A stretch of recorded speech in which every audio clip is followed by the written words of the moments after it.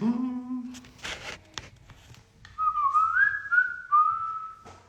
Do you know what today is? Hey, baby.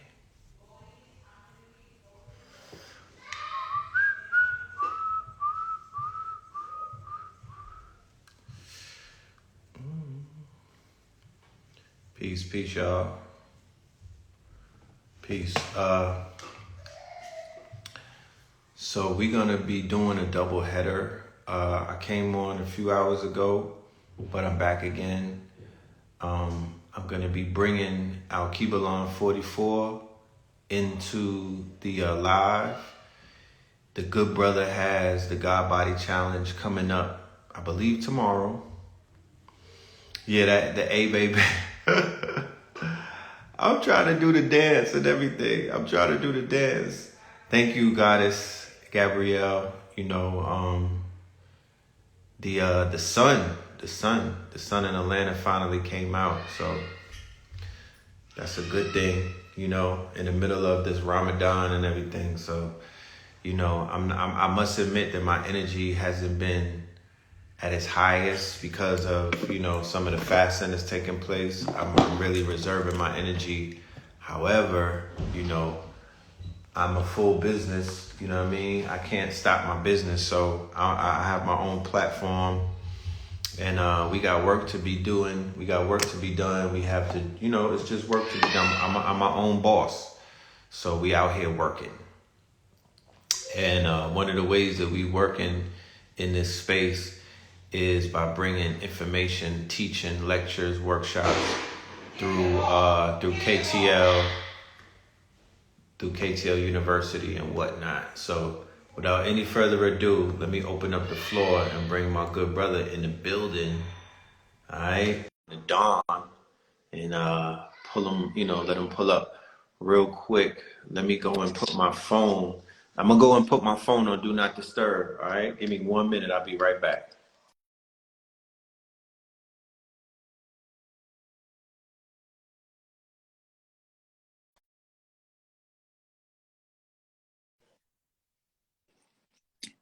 All right. All right, We good? good. Okay. Yeah, good. Peace to the God. What's good with you? Peace, peace to the guy. You doing, bro? Maintaining, you know, no complaints. You know, I'm here. You know what I mean? I'm grateful. I have gratitude that I was able to wake up and all of my faculties are working. So, you know, I got my freedom and whatnot. You feel me? So there's nothing there's no complaints on my end. I feel you. I see. You got what's going on with the look? You look a little. You've been looking different the past couple of days. What's up with that glow? Oh, nah, that's a filter. Okay. I got it on Ramadan filter. You know. All right. Yeah, no doubt. Um, Yeah. yeah. Speaking of which, you know, of course, you know, for the family, we got the you know, the God Body Challenge. You know, taking place tomorrow. You know, those who are new, 3 to 5 days, no solid food, just water.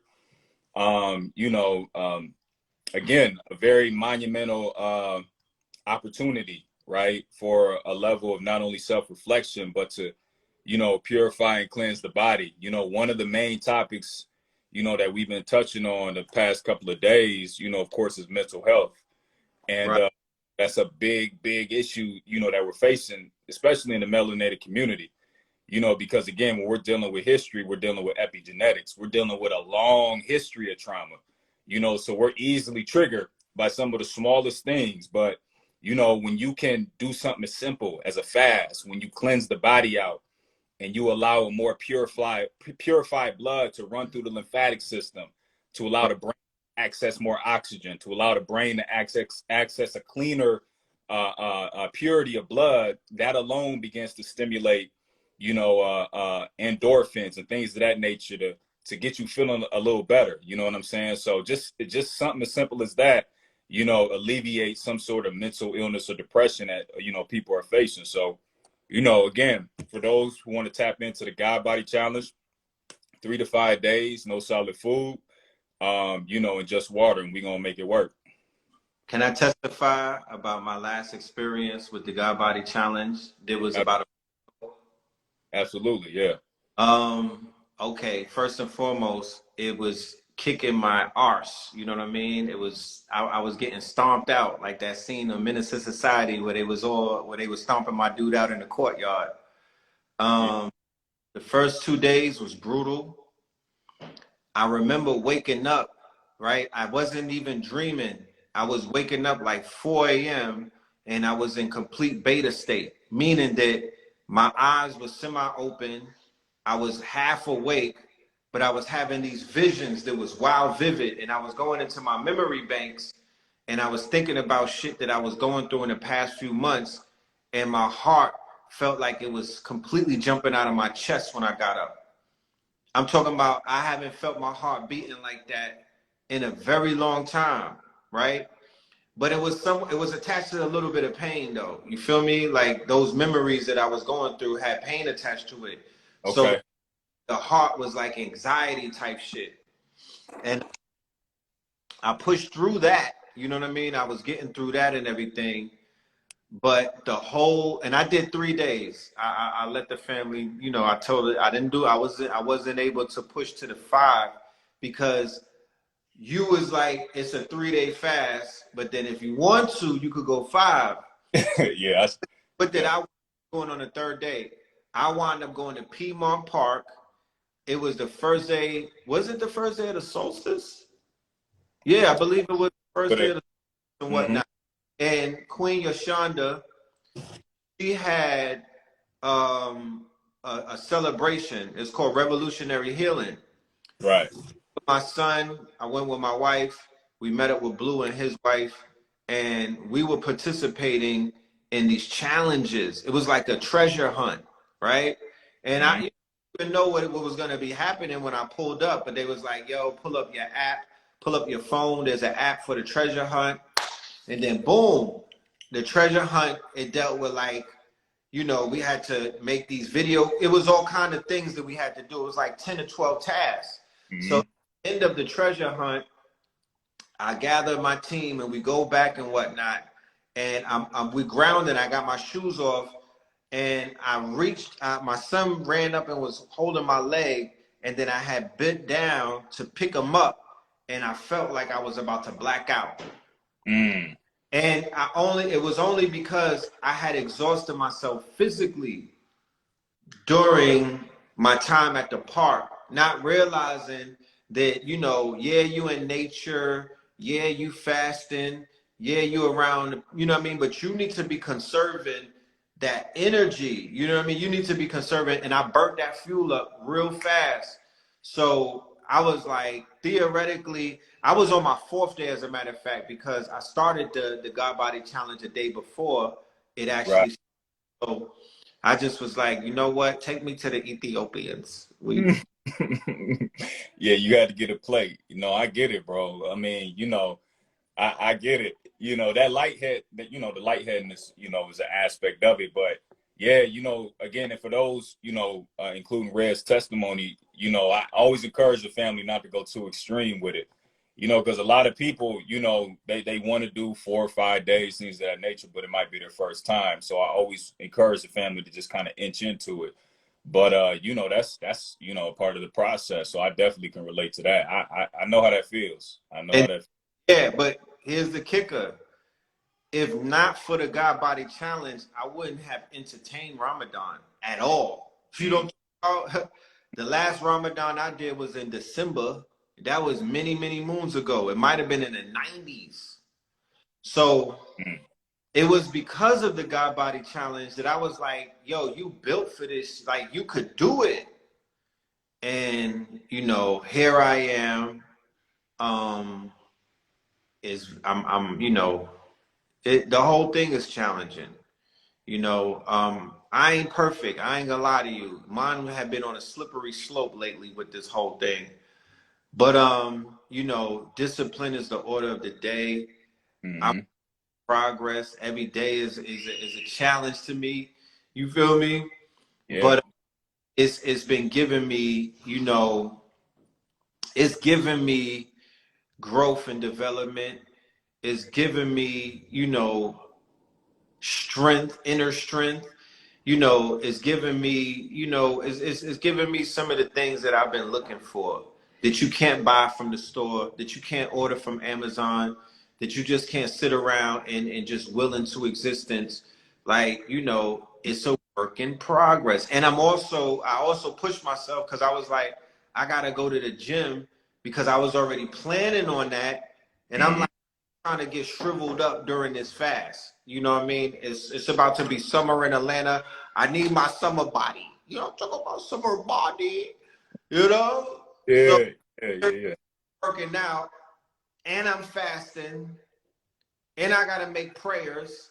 It's a lot of shit going on right now. You feel me? And I still, so I had to take a break from my business. I took about 2 weeks off. I did a lecture with my good brother in Cairo. We did the precious metals and dipped out.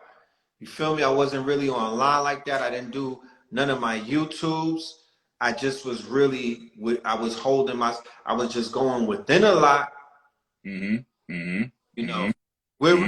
boom.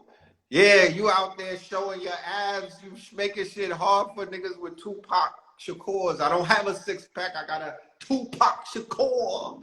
You know what I'm saying? And then they invited me to beach parties in the summertime. So I'm like, you know what? There's no better time to start but now. But I tell you one thing, the fast is accelerating the results in the workout. Facts. Yeah, facts. Realize that. Like I'm beginning to a lot of the water weight, I call it the Hawaiian roll weight.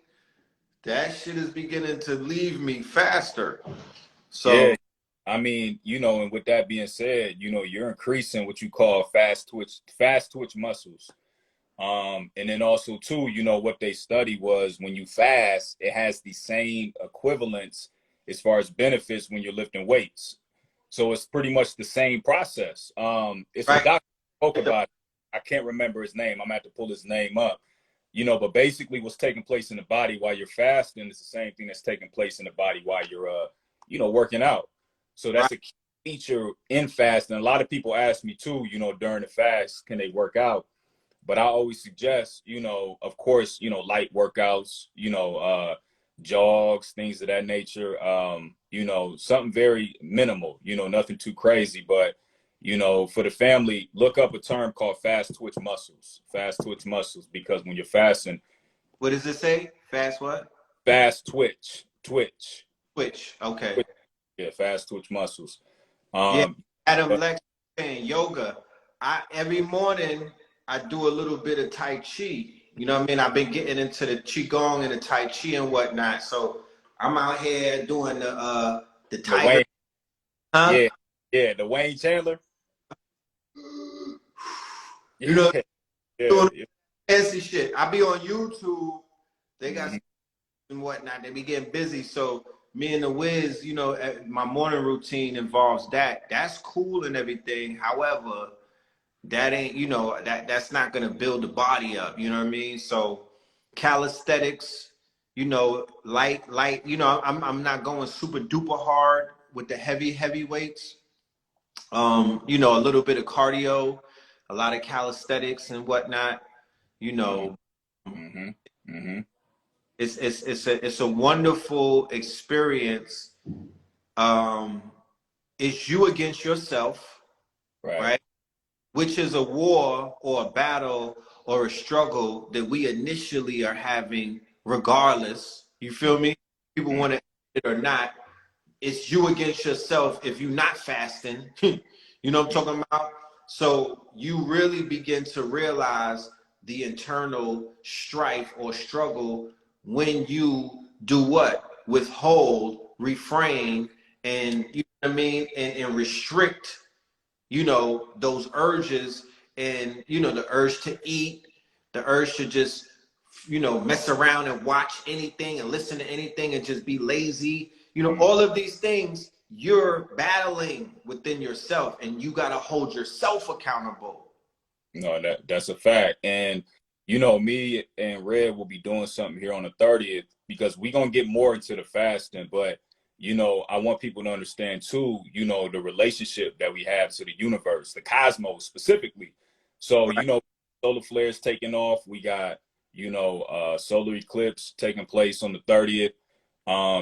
So when you're fasting, again, the ancestors understood that we live within a capacitor, right? The earth itself is a capacitor. And, when solar flares are going off, that's a plasma discharge, but that's only because of the fact that the people on the planet are doing the work. And when you're fasting, you're raising your voltage to basically allow the process of a short circuit. When you're looking at electrical engineering, you'll make it equivalent to a short circuit, but you short circuit the environment that we exist in, right? And I always call it counter space. I always say the space in between me and my phone, the space that we deem invisible, right? So when you raise the voltage within this space, you initiate a disturbance within the ionosphere, which then triggers, a plasma discharge, on the sun, which initiates the solar flare. So, the what we're having on the 30th, what me and Red will be doing is I'll be going a lot more into that to give you the mechanics of the body itself, and then also run the anatomy synonymous with the universe and how this all takes place. Because again, the idea is to equip the mind with the proper information, so that way when you're going through certain things, the body naturally adjusts because it's already acquired the level of information in order for you to naturally tune into that specific resonance. And when Right. you're at that specific frequency, because of the the tools that you equip within the mind by gathering the information, you can turn shit on like that. You know what I'm saying? So I'm And gonna then be yeah, go ahead. in the solar flares, it also made me say, yeah, I want to reflect on the last time we got together last month and did our lecture. You dig Mm-hmm. what I'm saying? Soulmatic with the static and whatnot. What happened in the news and what has been taking place with the solar flares and the activity of the sun ever since that demonstration? That's a fact. And because the fact that of the matter is, when we're having these monumental lectures, when we're having these monumental builds, the title of the last lecture that we had was Soulmatic and the Illest to Bring the Static. And that's specific, you know what I'm saying? Because when you, again, create a level of reference point for the universe to respond to you, by way of doing certain demonstrations within this, what we call field that we exist in, or this physical, universe, there's going to be a reaction within the cosmos. So shortly after we had that lecture, the cosmos responded, right? So, and we're going to be shifting the paradigm, on the 30th. And the 30th itself, we're going into, the new moon. We're talking about a solar eclipse, and a solar eclipse specifically. And I've said this before in the past, but when there's a solar eclipse, what you want to do, is again, put yourself in a place of uncomfortability. So again, if going on IG speaking, if lecturing is something that makes you uncomfortable, what you want to do is do just that during a solar eclipse, because you're alchemizing the experience. You're facing the darkness, putting yourself in a place of uncomfortability, so that way when you get out on the other side, you not only maximize the energy input within the body, but also you bring about a level of abundance, because you've went through your quote unquote self-fulfilling prophecy by promising yourself that I'm gonna do this. Or say if you're gonna fast during a solar eclipse, and before the eclipse you tell yourself, I'm gonna do 3 days, I'm gonna do 4 days, or 5. And say you do 5 days, if you actually again, tell yourself that you're going to do 5 days, go through the process, get out on the other side of the solar eclipse. Again, you're going to notice a certain level of abundance, because not only did you put that out in the universe, but you're fulfilling your own self-fulfilling prophecy. So, during the solar eclipse on the 30th, like I said, you want to put yourself in a state of uncomfortability, whatever makes you comfortable, and Right. that's what you want to demonstrate. So, That's fire. Somebody asked, is the next class the 24th? Oh, no, the next class is the 30th. That's what we're talking about. Me and the brother Alkebulan, we will be doing monthly classes on KTLUniversity.com. We are shifting the site to be a membership site, and we're going to be offering weekly classes. This brother will be teaching 1 week out of 4. But out of those other 3 weeks, we will have other prominent speakers, the A.A. Rashids of the world, the Blue Pillars of the world, even your good brother Red Pill. I'm popping up with a lecture dedicated to the fantasy industry, which is a multi-trillion-dollar industry, and I'm going to share some of the ways that we can collectively tap into it as creators and whatnot. Um, what would your suggestion be to anybody participating in the God Body Challenge when it comes to social media and the way that they conduct themselves on the internet? See, so like I said at the beginning of the conversation, mental health is a main focus that we've been talking about, the last, couple of days. And, when it comes to social media, a lot of us don't have the fortitude to be able to basically not only retract from it and sustain from it, but when we go through Instagram, we tend to gauge our reality based on other people's, and when we're talking about the mind, right, we're talking about a magnetic field. So in essence, when we're doing this, we're impeding the magnetic field with certain images. And if we're gauging our reality based on somebody else's existence, that begins to fracture the magnetic field. So then you create alters, you create separate personalities. It's a complex that's created. And based on that taking place, when you create this mental complex, you begin to adhere to personalities that are not of your own, right? Because now when you step into one room, you begin to act like this person. When you step into another room, you begin to act like this alter or this person. You step into another room, you begin to act like this person. So you lose the sight of who you naturally are because you're trying to compare yourself to somebody else, which then affords you mental illness or some sort of mental health issue. And it's all relative to, again, engaging in social media. So what I suggest the family do during the fast is, refrain from social media as much as possible, right? You want to eliminate the amount of dopamine that's processed in the body and the blood by way of social media. Alleviate yourself from all the blue light, because like I spoke on, the fact that when you have cleaner blood flowing through the body and you have a lot more efficient oxygen going to the brain, that alone begins to stimulate chemicals in the brain or antidepressant chemicals in the brain that adhere to the body and thus, alleviate some of that depression.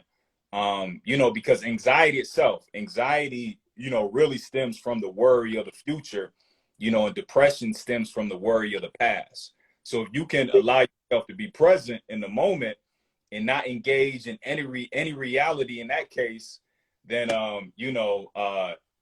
that's again, a key factor in eliminating any sort of mental illness or depression, right?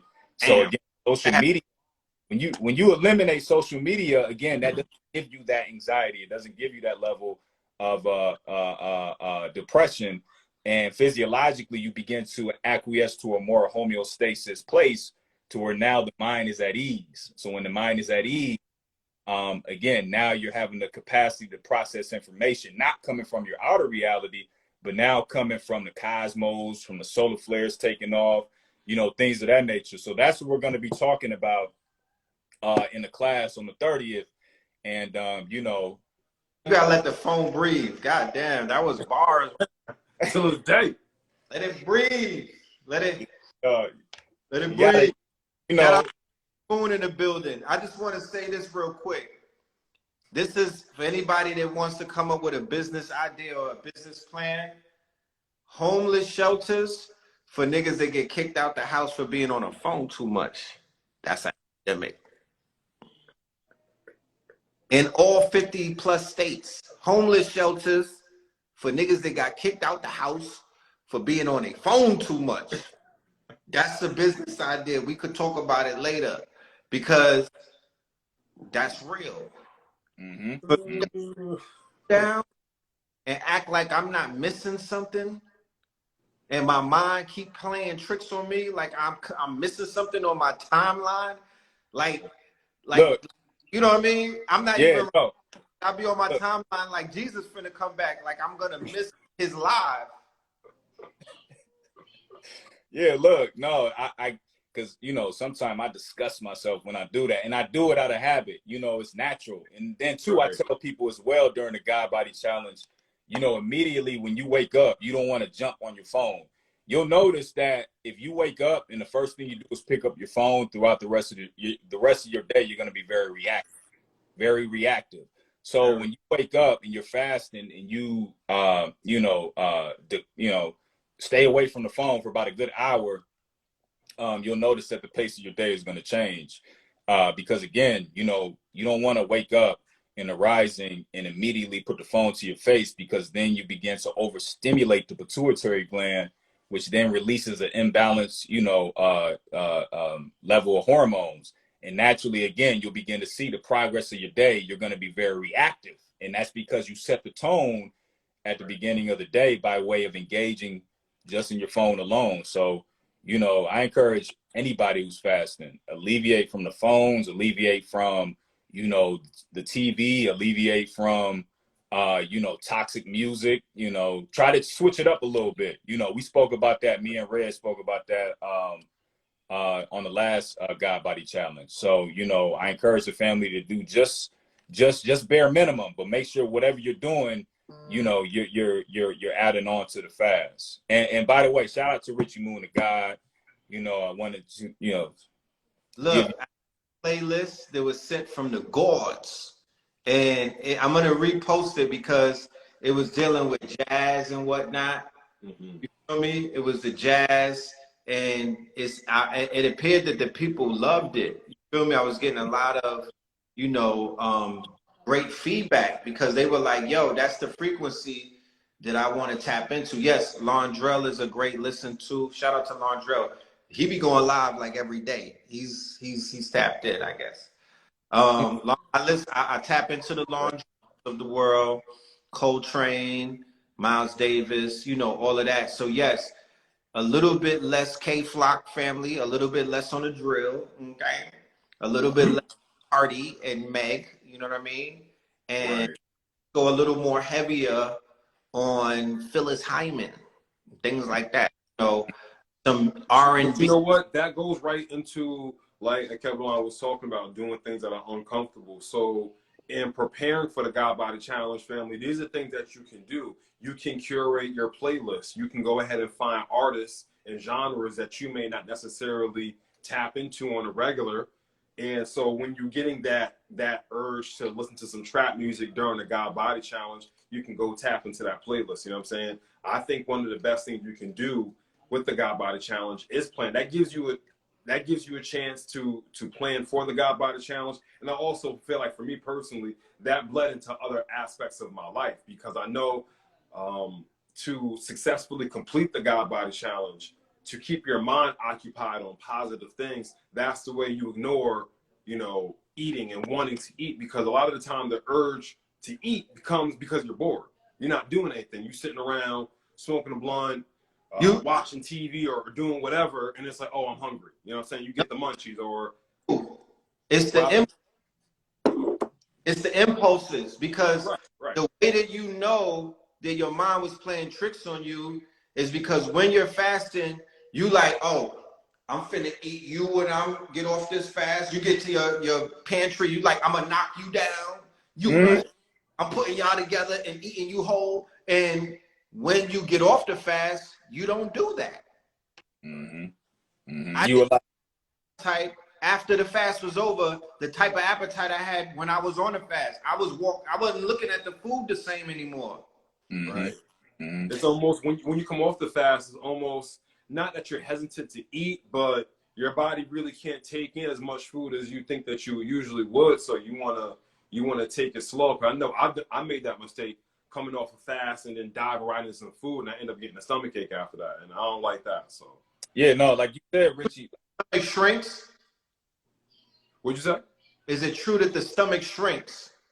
Yeah, your stomach shrinks because, you know what I'm saying, it's used to. It's like, I like to compare it to, like a running car. You know what I'm saying? You know what I'm saying? If you leave your car on like, eventually the battery is gonna die. But when you give you give your motor a chance to chill and relax, it runs better. So yeah, your stomach will shrink when you're fasting, because because you're not filling your stomach up and filling your body up with things. It's not running. That car is not running. It's off. Right. The question Gas. in the chat room, I'm gonna address two of them. The first question was, I believe it was a sister that asked if this is for men only. I'm not sure why she would feel like that, but Is she talking about fasting alone? the challenge. Oh, no. So, I mean, the God body challenge is for anybody, male or female. You know, I've gotten the question though, should I fast if I'm pregnant or if I'm breastfeeding? That I wouldn't suggest, you know. But the God body challenge is for everybody, male and female, you know. So, you know, yeah, we've been getting it in for what, a couple of years now. So, you know, again, it just serves as a reminder to not only invest in yourself, but make sure your mental fortitude, you know, is at play. You want to make sure your cognitive, you know, abilities are there. You know, you want to be sharp. You want to be quick. You know, because again, we're dealing with a lot in the world just in general. You know what I'm saying? Let alone, you know, what we got on a personal level. So, you know, mental health again is a conversation that we've had within the last couple of days, and that's what we've kind of been focusing on. So, you know, the God body challenge is for everybody to partake. You know, I definitely from receiving the benefits of it, you know, the God body challenge is definitely a part of mental health because you're putting you're putting your brain through a cognitive challenge. You know what I'm saying? You're challenging yourself not to fall into habit, not to fall into your impulse for 1 or 2, 3, 4, 5 days, however long you decide to participate in the fast. And you know, when you have that opportunity, you know, a lot of the times we got that monkey brain going on, so we're hearing a lot of voices in our head. You know, during that fast, you get a chance to separate those voices. What are your thoughts, and what are those outside influences that are coming in? You know what I'm saying? So there are many benefits and many layers to the God body challenge. So that's why this preparation is so key, because you can do the God body challenge. I'm speaking from experience. You can do the God body challenge and suffer. You know what I'm saying? Those first 2 days of not eating, them ribs be touching. You know what I'm saying? You want to smoke blunt. You know what I'm saying? You want to go do this. You want to go do that. You know what I'm saying? It's just like, ugh. But when you do the preparation, you know what I'm saying? Getting your playlist ready. You know what I'm saying? Eating lighter and lighter throughout the day. Switching more to fruits. You know what I'm saying? Getting your circadian rhythm in. You know what I'm saying? That's when the God body challenge starts to become fun. And that's when you're able to extend the God body challenge. And the longer you do the God body challenge, the more benefits you can reap from it. There was a question. Go ahead. I'll keep it on. Now, I was just going to add on real quick to what Richie said. Like he said, like when you're fasting, you're going through a cognitive challenge. And I've said this before, but for those who are new, you know, let me explain. So again, like when you're fasting, your brain doesn't like that level of stress. It's going through a level of stress.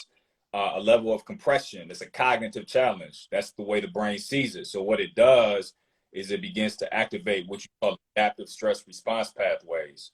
And adaptive stress response pathways leads into a protein called BDNF, brain-derived neurotrophic factors.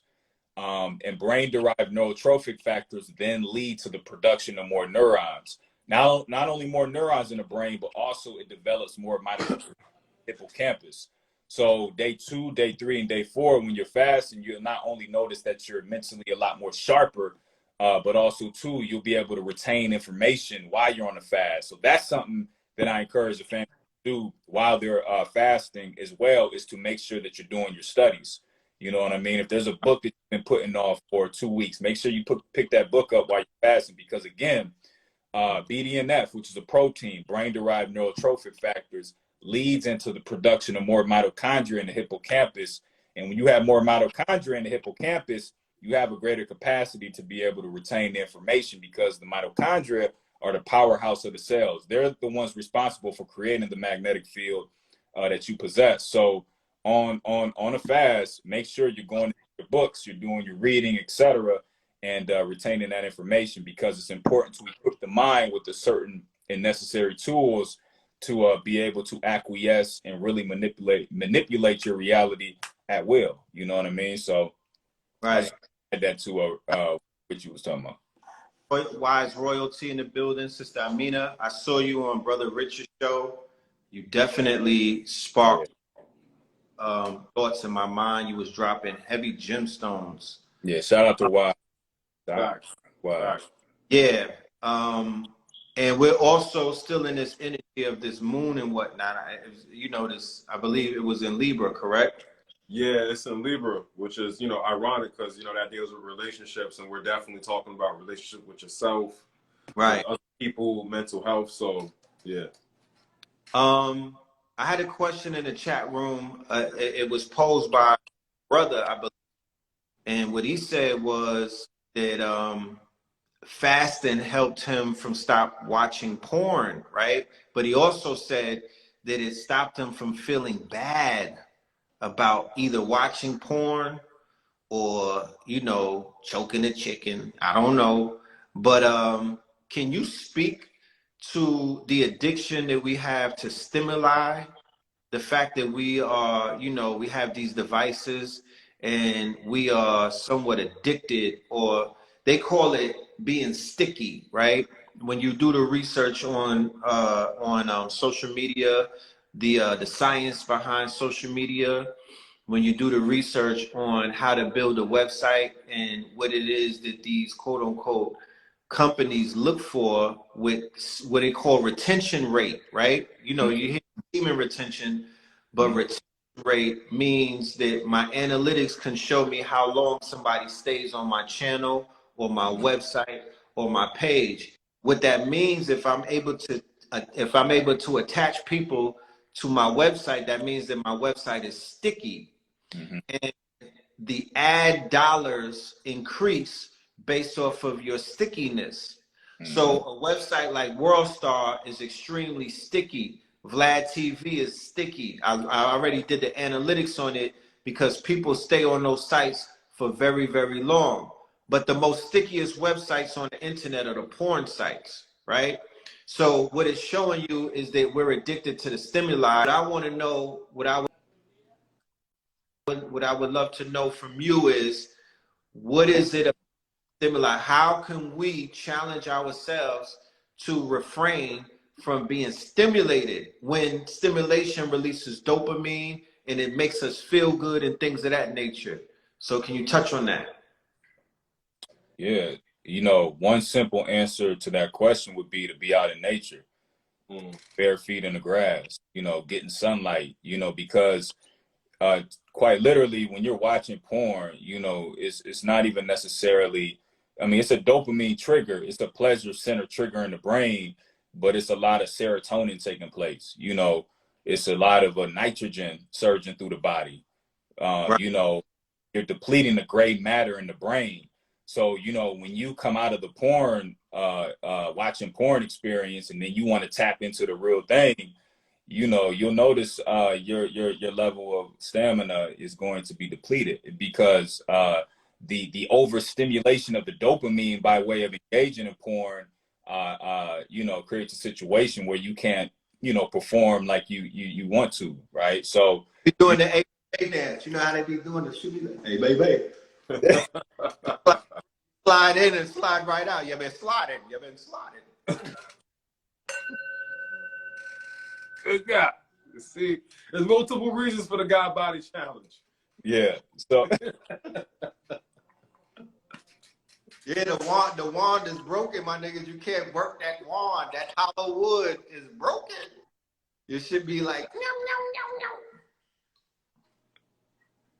no, no. They have porn. Is that another income stream that we could think of? Is there porn anonymous? Hello, I'm Dirk Diggler, and I'm addicted to Pornhub. Hi, Yeah. Dirk. How you doing, Dirk? Yeah, I'm okay. Hairy hands and whatnot, but I'll be all right. Remember they used to tell you, remember niggas' moms was like, you're gonna grow hair on your palms. Well, call me Fucker.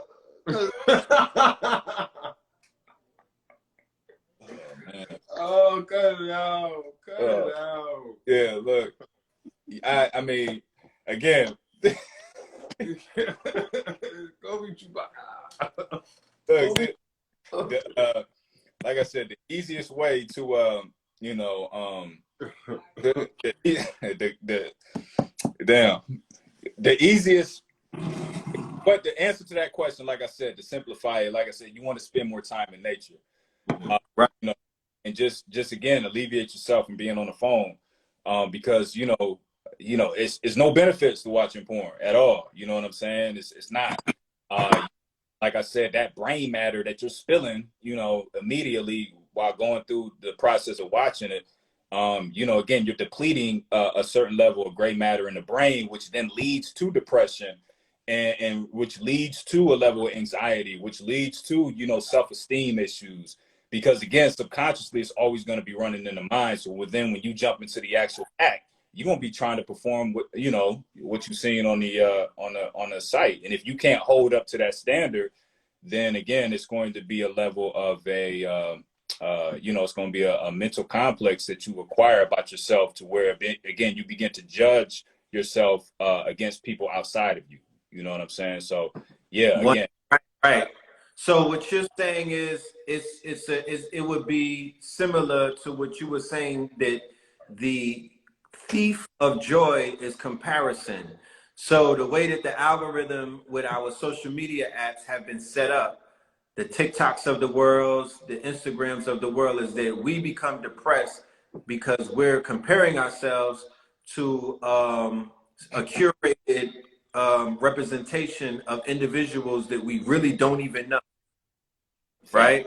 exactly. So when you equate that to what's taking place when we are voyeurs and whatnot into pornography, we're comparing ourselves against a curated scene that is not necessarily, they might have took 20 takes to put together a 30-45 minute demonstration and whatnot. And here you go comparing yourself to Dirk Diggler. You like, yeah, I'm finna, you know what I mean? I'm gonna get on my my Brian Pumper. And it's like, no, nigga, you know what I mean? First of all, that's not even how, you're not even taking the right approach to the yoni. You know what I mean? If you're following the footsteps of what they're showing you on these sites and whatnot, because, it's erroneous in a sense. And then I also wanted to add on that the feeling of depression, like you said, or the feeling like something has left us, that's the fact that quote unquote chi, or the blue light, or our life force is being wasted. So if you're really tapped into yourself, right? Because people be like, I don't be feeling like that, and I'm like, you're not tapped in. Right. You know, you probably not, that your life force is not that powerful. But if you really tapped in, you begin to feel a part of you has left. That's why they say that we die thousands of times.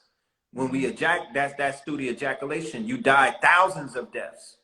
No, and that's a fact too. And so while you're fasting as well, and you're going through the God Body Challenge, you want to alleviate yourself, from any sexual activity. You want to relieve yourself from, releasing. And again, like Red said, that's a level of power that you possess naturally. But this hyper-sexualized reality that we live in, where the conversation that we're having about retention is such an anomaly. I got people right now leaving the live because they're like, hey, these niggas go again. Nobody is hearing this in any other places that they go to. Society is heavily relying on the fact that we are hypersexualized, that we're wasting our seeds, that we are so super uneducated about what to do with our powers and whatnot. My question would be, how do men, especially, because I'm not leaving the sisters out of this, but when it comes to the conversation about the blue light and the chi and whatnot, I'm hearing it's focused, and the brain matter, it's really about the men. Right. Right. So we gotta learn how to transmute that energy.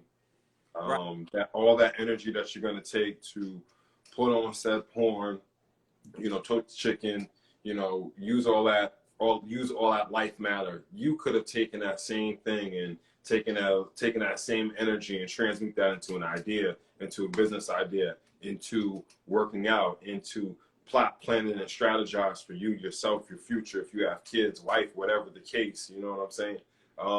You doing that with a monkey on your back? Huh? I said, you doing all of that whilst having a monkey on your back? That's where the discipline comes in. So what are you saying? We got to ship niggas sewing machines and paint? I mean, I hope they would have. I hope they would have. Be like, fam, I'm gonna go to Michael's or Hobby Lobby, and we just finna send you some paintbrushes. Whenever you feel, whenever you feel like tweet, like you want to touch yourself, nigga. Or I mean, if you do happen to have a partner, this is a great time to practice tantra. You know what I'm saying? Because listen, I know I would go. You want to touch the queen. Ain't nothing wrong with that. Tantra give you blue balls though. How about that? How about walking around feeling like you wearing a chastity belt? Oh man, this is why you should have been with the last guy by the challenge, so you can learn these good breathing techniques. So you can learn how to release without releasing. You know what I'm saying? That's what we here for, good brother Right. Richie. To help us breathe through the horror, the pain. Yeah. You gotta breathe through the sacral area, because you know what I'm saying. Look, Tantra wrong. You know what I mean? You feel like you walking around with a Kegel bell on, right? You know what I mean? You feel like you done got like Bruce Lee done hit you up. Oh man. but like, yeah, let me extend on that really quick. With the cerebral spinal fluid, you know what I'm saying? Like, again, partaking in tantra when you're fasting is important because the cerebral spinal fluid, you want to cycle that through the body, right? You want to cycle that energy through the body. The cerebral spinal fluid itself is structured plasma. And, not to touch too much on it because I want to go into it more in the class 30th, but structured plasma has a hexagonal geometry to it.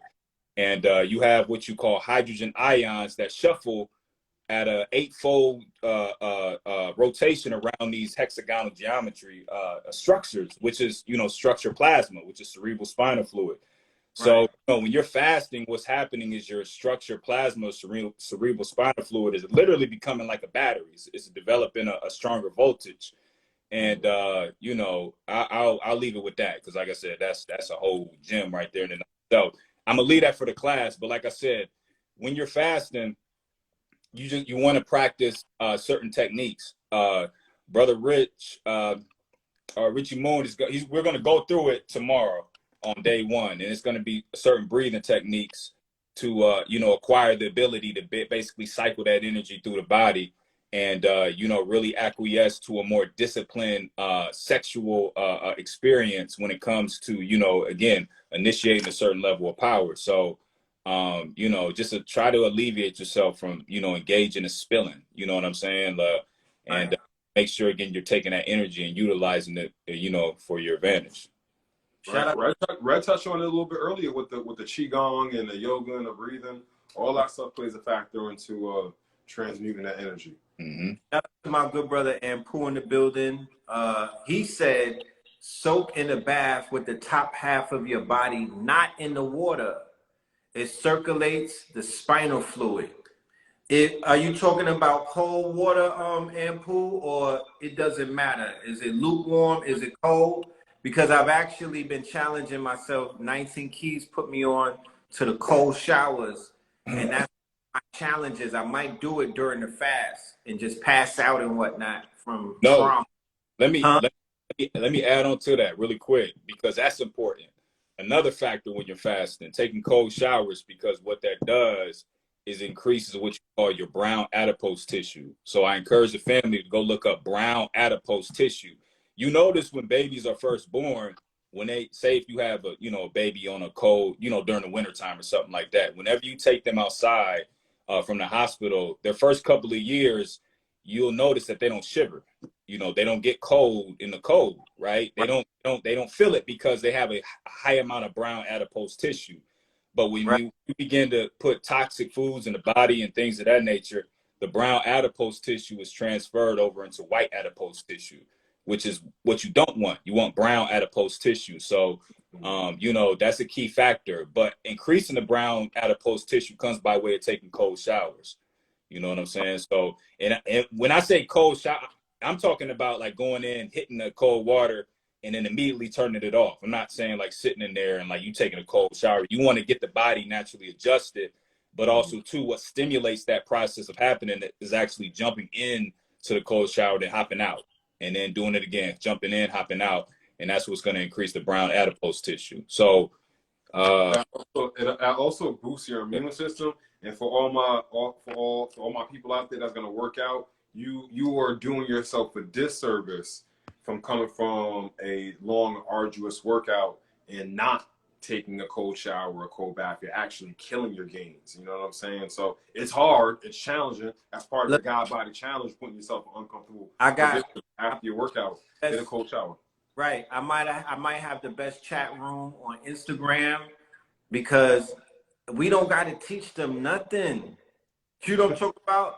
I'm ready to just bring everybody on the fucking live. All 100 of us in the window because they out here ready to teach us.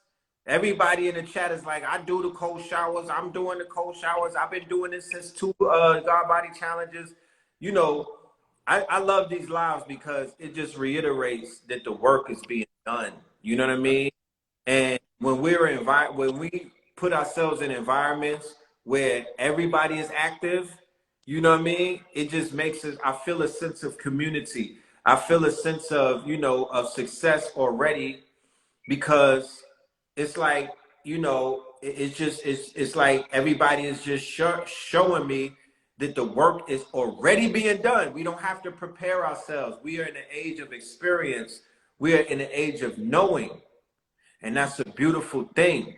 You know what I mean? So when a lot of us are quote unquote caught up in our, our solitude, and we're not realizing that the collective is on the same frequency and that we're all really going through our own hero's journey, that's the significance of these lives, of these classes. You know what I mean? That's the significance of these lectures. So we could all really just update ourselves to the fact that we are all doing the work. It doesn't matter if you're at level 1, level 2, because nobody is out here showboating, belittling, or shaming anybody based off of where they're at in their journey and whatnot. We're just trying to be living examples and testaments while we testify about our challenges, both upstream and downstream, and how to get around things like that.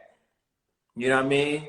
So I'm hopping in the cold shower tonight, like I'm doing double dutch in the showers, right? That's what you said. I'm double dutching in that bitch. I'm hopping in and hopping out. Ooh, when you be hopping. What I do find out helping, what helps with that is start off with your normal hot shower, and then when you're in there, that's when you turn it to cold. It's just like when I'm out in the ocean, the water is usually cold. So what I do is I start to jog a little bit, then I hit a sprint. So by the time I get in the water, heart's already racing, blood's already flowing. Boom, it make no difference. Yeah, that's glad you said that, Rich. That's key. Jump in and out, alternate, like you said. Like if you're in the shower and it's hot, immediately turn the cold water on, but turn it back to hot. Like that's again what stimulates and get that. Like I called it brown adipose tissue, and I encourage the family to go look that up, brown adipose tissue. But that's what increases that, that in the body. So key factor, another God Body Challenge. What if I fill the tub up with hot water? I jump in the tub, I get my hot on, I hop out, I run into the cold shower for about a minute, then I jump back in the tub, I warm back up, I hop out, jump in the cold shower, hop back. Is that cool? That's cool, but that sounds like a lot of work, though. Right, that sounds like a lot of work. Where you at? I think the point of this. I forgot to mention that part. I'm just gonna. I do think the point of it, of taking a cold shower, is to eventually build up sort of like a callus or like an immunity to the cold shower, like to start building more of like a tolerance to the cold shower. Because the longer that you if you hop right in that ice bath, like if you just did a straight ice bath for like 30 seconds, you'll be good. That's really kind of like really all you need. But you definitely want to start to build up that tolerance to that cold shower. Right. Mm-hmm. It ain't easy though. Up, right? The cold water. Say that again.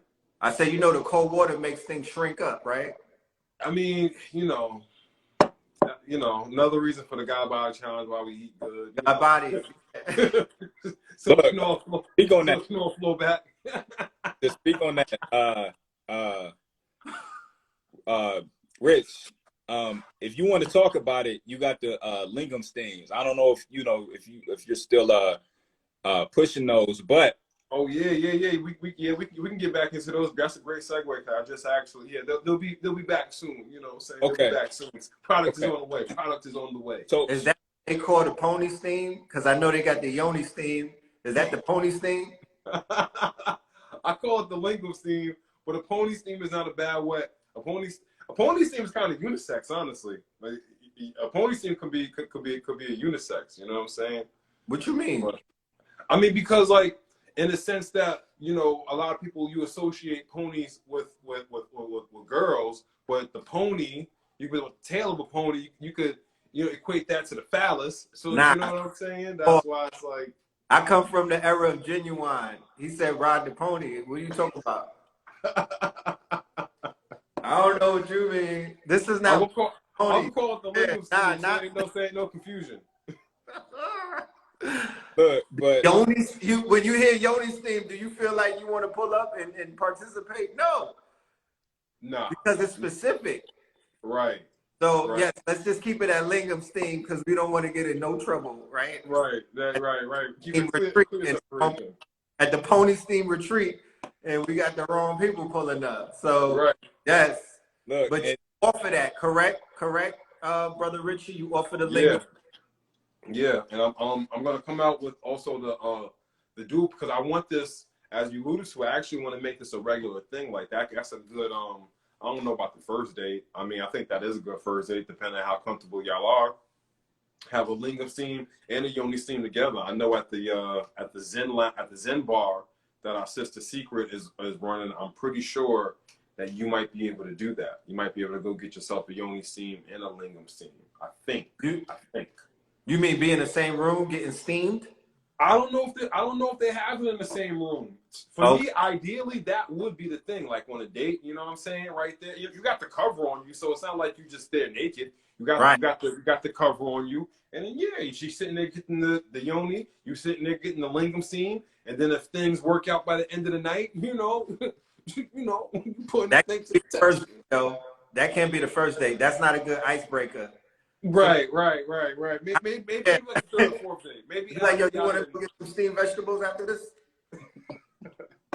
Maybe after y'all didn't cross that bridge, you know what I'm saying? Made that connection already, you know what I'm saying? I mean, it could be during the tantric humping phase, you know what I'm saying? You don't have to go all the way in.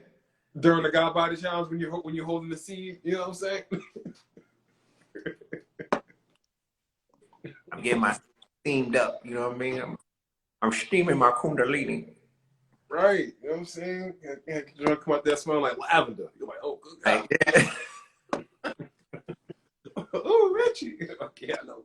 Now, I want to know from the audience, is that permissible on the first date? Give me a number. What number date? The first, the second, or the third? When you go for the pony and the yoni steam together, let me know, because we taking notes and whatnot. We got to roll out this conscious connections. Right. I meant to get back to you with that. I definitely meant to get back to you with that. Yeah, we can. I'll hit you up after this. Yeah, we can set up a date for next week, so we can get that show on the popping.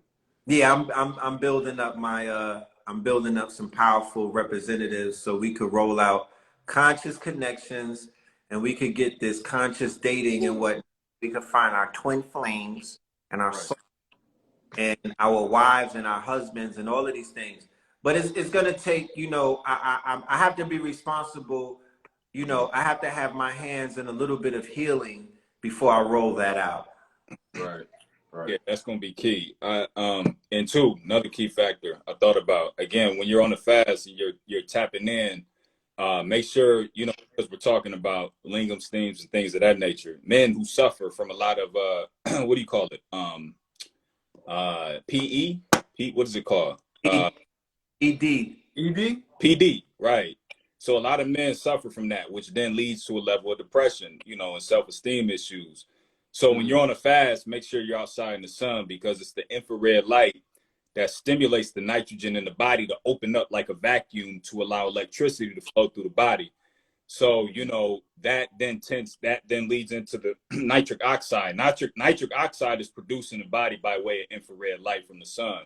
And the nitric oxide is what gives you that, you know, that increase in, you know, that phallic, you know what I'm saying? That obelisk, you know what I'm saying? So you want to make sure that you're outside because again, the infrared light is what stimulates the nitric oxide in the body to then give you more blood flow to that area. Yeah, So, they were asking what's PD. A PD I is think a I PD. think you meant ED. I think you meant ED. ED. Who said PD? And Who said PD? give your pony some sun, sunbathe with the pony out. Listen, from being out here in these Miami streets, that is gentlemen, you know, and ladies. Yeah, this is not just a gentleman thing. Gentlemen and ladies, you know, if you can get a chance to sunbathe and get that yoni and that lingam out in that sun, Right. do it. Do it. Look, yeah, erectile dysfunction, ED, erectile dysfunction. A lot of men suffer from erectile dysfunction. Right. You know, and just to take a little further real quick, if you look in Kemet, right, and you look on the walls in Kemet, you'll notice a god named Min, M-I-N, and he's standing with his phallic, you know, with his heart on or whatever. But what they're speaking about is you know, plasma discharge, but they're speaking more specifically about the sun by way of solar flares and coronal mass ejections. So, you know, that's a key factor. So they were very keen and, you know, understanding that part of the body and making sure, you know, you stay put, you know, down there. You did everything you could to keep the reproductive part of the body healthy, you know, because that ties directly into the event that takes place that we're experiencing today, which is the solar flares. Let me ask you something, because my good brother Mugen, he dropped some real heavy science on me when we were talking about the heart and we were talking about heartbreak and whatnot. And he was like, yeah, that's not really heartbreak. That comes from your sacral chakra. That comes from the gonads, and your gonad is attached to your willpower. And, you know, I'll let him break it down further. Would you say that erectile dysfunction and other situations dealing with the lack thereof of people being able to perform has to do with the second brain, the abdominal brain that's in our stomachs? I think it does. That's a good question. You're talking about the second brain, you're talking about neurotransmitters, but you're talking about as well the microbiome, right? You know, the microbiome is key for the body to even have the capacity to function properly, mentally, more specifically. So I would, you know, coin that to be a part of the second brain in reference to, you know, that being the issue. That's, you know. But if we're talking about that area, then that definitely relates to the type of food that you're consuming, right? Which might lead into a lack of blood flow, right? Lack of blood flow directly correlates to, you know what I'm saying, which leads to ED. And then what happens from there, sometimes what I've been reading up on is even when some men get rid of that, they end up getting performance anxiety, which is like is like kind of like the cousin of ED, where you're not physically, it's not really a physical thing where you can't get erect, but you're so much in your mind that, you know what I'm saying, the stimuli that goes from, you know what I'm saying, the neurons that go from up here to down there, you know what I'm saying, they're not connecting, which is leading you to not have an erection. Does that have anything to do with our colons as well? Our colons being clogged? From what I've read, definitely our colons are. I don't know the right word, but it's not necessarily that it's out of place, but it's there's not enough. We're not checking on our colons enough. That's why it's important for when we go get our checkups, especially for men, to go get your colons checked, because that's what our good brother Chadwick Boseman, you know what I'm saying, made his transition from. So definitely, man, go get that colon, go get that prostate. Go get that prostate checked. Yeah, somebody was talking about breathing, and when I read the Superior Man and whatnot, he was talking about the art of breathing before intercourse and whatnot, and putting the tongue on the roof of the mouth right? And a Hmm. certain type of breathing that you could do before you get before you you know, before you perform and whatnot. And I know that you took us through a wonderful breathing exercise, Brother Richie, before the last God Body Challenge, and you were tapped in and whatnot. Is that something that you're going to be bringing to the table this time around?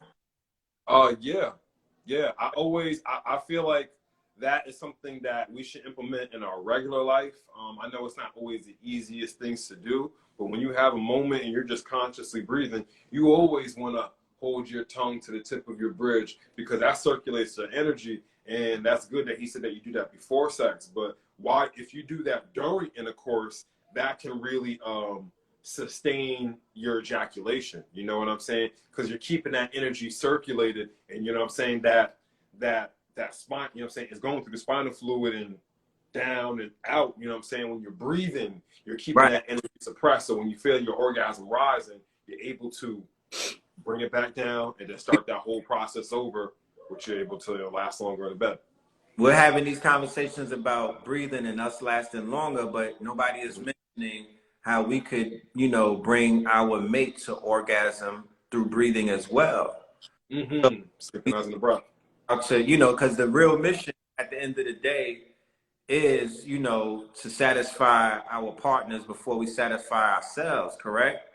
Yes, So indeed. Yes, indeed. what role does breathing and does that play in that situation?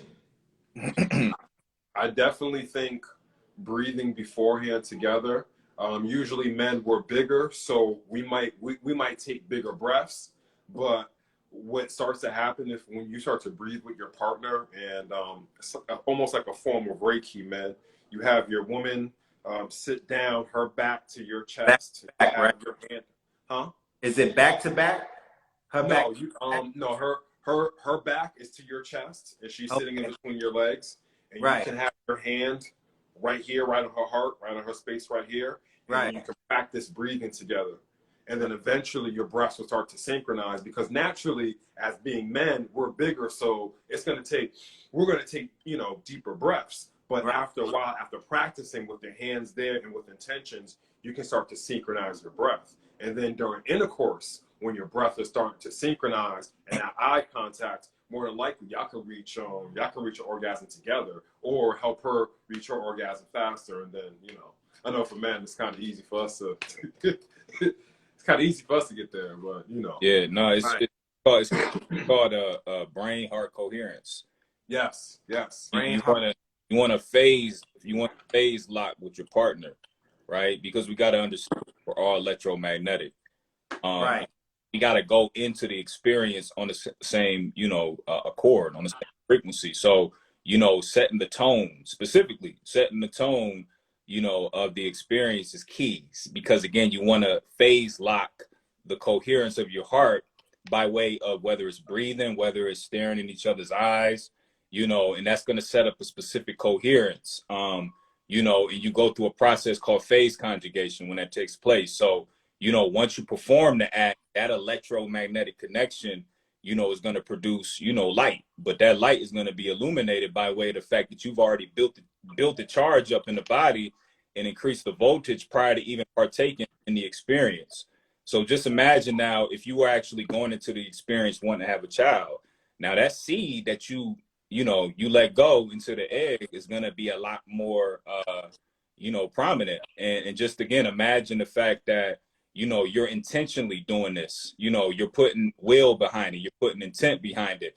And even taking it a step further, making sure you're doing it on a specific day, making sure that the planets are in certain, transits and things of that nature, because you go through a process, and they call it in math, they call it, they call it tension torsion, or they call it torsion tensor, which basically when you have two beings come together that's electromagnetic and they built the voltage up in such a way, now they're literally folding space and time within the experience because of the fact that they're doing it not only during a certain planetary alignment, but they also put intention into the experience, which is going to maximize the energy output like that. So that's how you go into the experience coming out, manifesting certain things, is again by way of not only adhering to the local celestial geometry, but also fashioning the body again in such a way to allow the matter within it to adhere to the, you know, the bodies in space or the planet, you know. Damn. So that's key. What porn site can I go and watch that at? For our next business idea. What, what site is that on? Hold on. They ain't got that available. They ain't got that available. And how long do all of that shit take? Because some of us don't have too much time when we. Good God. Well, look, that's why I said you wanna be outside in that sunlight during the fast. You want to get that infrared light to stimulate that nitric oxide in the body to allow the blood to flow in those proper areas. So then when you guys go into the act, what about moonlight? Is there anything? Because I'm gonna keep it a buck with you. The moon bring the fangs out of Brother Red Pill. You know what I mean? Certain moon. You know what I mean? I start. You know what I mean? You remember Michael Jackson Thriller? Now I'm dead ass, my nigga. I don't turn into the zombie. I turn into the werewolf. It's the moonlight. The UV rays be talking to me. So, is there any practices that we could do in the moonlight along? Because I got neighbors and whatnot. I can't do the pony steam during the daytime in my backyard because I don't want decal.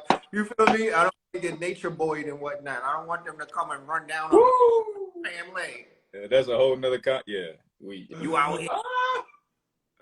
You know, I'm glad that you brought that up because I feel like there is a lot of emphasis and, you know, put on sunbathing, getting out in the sun, getting out in the sun.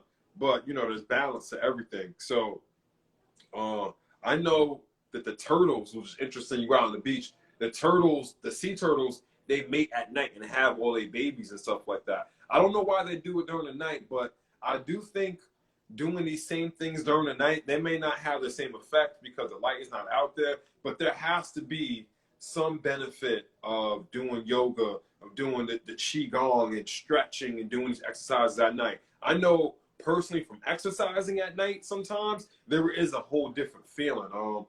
You know, as Red was saying, kind of with that werewolf feeling, I feel like I do get that werewolf feeling when I'm out there working with that sun, with that moonlight on me, as opposed to that sunlight. Well, I mean, yeah, you talking about your circadian rhythm. You're talking about the original story of Set Heru. You know, that's what they're speaking about in reference to the circadian rhythm, the Set Heru. You want to make sure that you're, you know, speaking again back on the sun real quick, is that you want to make sure that you're outside, you know, for majority of the day. To be honest with you, to process as much light during the day, so that way when the sun sets and the body begins to produce that melatonin to put the body at ease. Once the physical body drops and you go to sleep, that light that you process during the day is going to be the light that rejuvenates, repairs the body, and things of that nature while you're asleep. Because quite literally, the pineal gland is there to basically repair the mitochondria. You know, and the mitochondria is the light bearers. That's what releases the phosphorus that's oxidized in the plasma in the body. And once that phosphorus is oxidized in the plasma, it releases that light that you process during the day to, you know, again, begin to repair the body. So, you know, our ancestors were very strategic, you know, when it came to biology and microbiology and all of these things. And again, they used the planets, they hustled the planets in order to maximize their potential. So back to the fast, when you're fasting, you want to make sure that you're outside, spending plenty of time, you know, speaking to the sun, right? Again, you know, because that I'll say that for the class. But speaking to the sun, you know what I'm saying? Speaking to the moon, that's bioluminescent light. Right. You know, when you bury a seed in the darkness with the moon out, you know, you can gauge a seed's intelligence and its health based on it being able to follow an angular momentum of water once you pour the water in the soil. So if a seed can literally begin to sprout and move upward following the specific water droplet that you put in the soil, that's how you can gauge the health of a seed. But that's all coming by way of bioluminescent light from the moon. You know what I'm saying? So, you know, we're developed in darkness. We're developed in the womb, right? So, you know, that's a key feature in understanding that piece as well. But to answer that question with the moon, yeah, you know, that's real. Get y'all. make sure y'all go to ktluniversity.com. All right, Zakia, what up? Make sure y'all go to ktluniversity.com and get your tickets for this powerful, powerful lecture that we have coming up the last day of the month, April 30th, featuring Alkebulan44. And I might have somebody else open up. I might have a special guest open up. Please make sure y'all pull up and support this guy right here. I'm specifically, I told my brother Alkebulan, he is one of the brightest minds that we have in this community. And I'm here to do what? To celebrate the talent, to celebrate the young master teachers that are amongst us, to make them feel appreciated. Because I come from a day and time where we had to literally scrape. We had to fight like pit bulls in order to be appreciated amongst our peers and whatnot. And that's not the energy that we're moving with anymore. We are going to celebrate those amongst us to make them feel appreciated. And for the students that are out there, we've created platforms so you could come and not be interrupted and learn, right? Learn and earn and be able to take this information and share it with others and whatnot. So it's very important that we support the good brother because he's out here doing his research and he's teaching and he got babies to feed. You dig what I'm saying? And he's going to be very instrumental in the near future because I will put Alkebulan in any room with anybody from any nationality because at the end of the day, it's time for us to stand up. It's time for us to show the world of what we're working with and what we got. It's time for us to dispel all of these stereotypes about us being niggas and us being third grade reading levels and all of the things that they're trying to do to diminish us and to devalue us and to make us expendable in the eyes of everybody around the world. Remember, intelligence is power. It is the most applicable asset that you can own. Okay? I promise you, it's a lot of rich, dumb niggas out here, and they'll tell you themselves that they would do anything to have knowledge. So that's a fact. And of course, Red and Brother Richie, I appreciate your guys' presence, your guys' fortitude and staying fit, with this type of information because, there's a difference between being conscious and I always say being illuminated, right? Those, who are conscious, they tend to, study, which, again, leads to a certain level of information, which is good, right? But, the ancestors have ordained certain individuals to really step up to the plate. So when you're taking on a certain level of information, you're taking on a certain level of energy, right? You begin to play out a script that is ancient, right? And this is how you naturally find yourself within the mythology. Because once you take on a certain level of information, the ancestors are going to assign you certain tasks to complete, right? It's like a rites of passage, so it gets serious when you're wanting to claim to be either a teacher or a scholar and things of that nature because you take on literal certain archetypes. They're not talking about Asar or, Isis as actual individuals. They're talking about specific energy that you naturally embody, right. When you call yourself, and claim to be somebody that you see in your mind that you are. So, I just want to let the family know, me, Red, Blue, Brother Rich, we're not only speaking on camera, but we actually do the work behind closed doors, right? And Richie out here working. Yeah, that's a fact. So yeah, that said, and again, we got something very monumental on the 30th that we'll be doing. And with me specifically, just being a teacher alone, like again, I demonstrate our ancestors' intellectual property in real time. So, I take myself apart. Right. So, I'll touch on that a little bit as well, but I'm more so going to speak on the fact that, we literally have the capacity to manipulate time and space at will. As I'm speaking, I can do it immediately. And I'm again, teach a certain level of information that's not privy to the public and give it to the family because quite frankly, this is what our ancestors were tapped into. Right. So, again, I appreciate, brother Richie, Red, and yeah, man, we just, again, 2022 is the year of self-mastery, right? Yep. So we gotta attune ourselves to a specific ideal of who we believe we are in our mind and begin to push through. Sacrifices, stress, get through it, because there's a Right. reward on the other end of the spectrum. So Brother Rich, on the show with Wayne Chandler, he said that this is the age of discipline that we're in, right? And I'm in total agreement with that. And I also say this is the age of experience, right? This is also the age of knowing and whatnot. We're no longer in the age of information. We've collected a lot of information. This new class that we have amongst us of both students and teachers, this new demographics that we have amongst us of students and teachers that are both in this chat room right now and in other places spread around the internet. This is a dynamic class that I see in front of me, right? These new teachers that are in front of us, and the audience, the students, right? Sharper than any student body that I can remember, and I've been here a very long time. We didn't have this level of understanding, overstanding. We were not able to apply the information the way that everybody is able to apply it these days. We wasn't doing shit in real time like this. mm-hmm. Just sitting here reading the comments that's in the chat, I'm like, yo.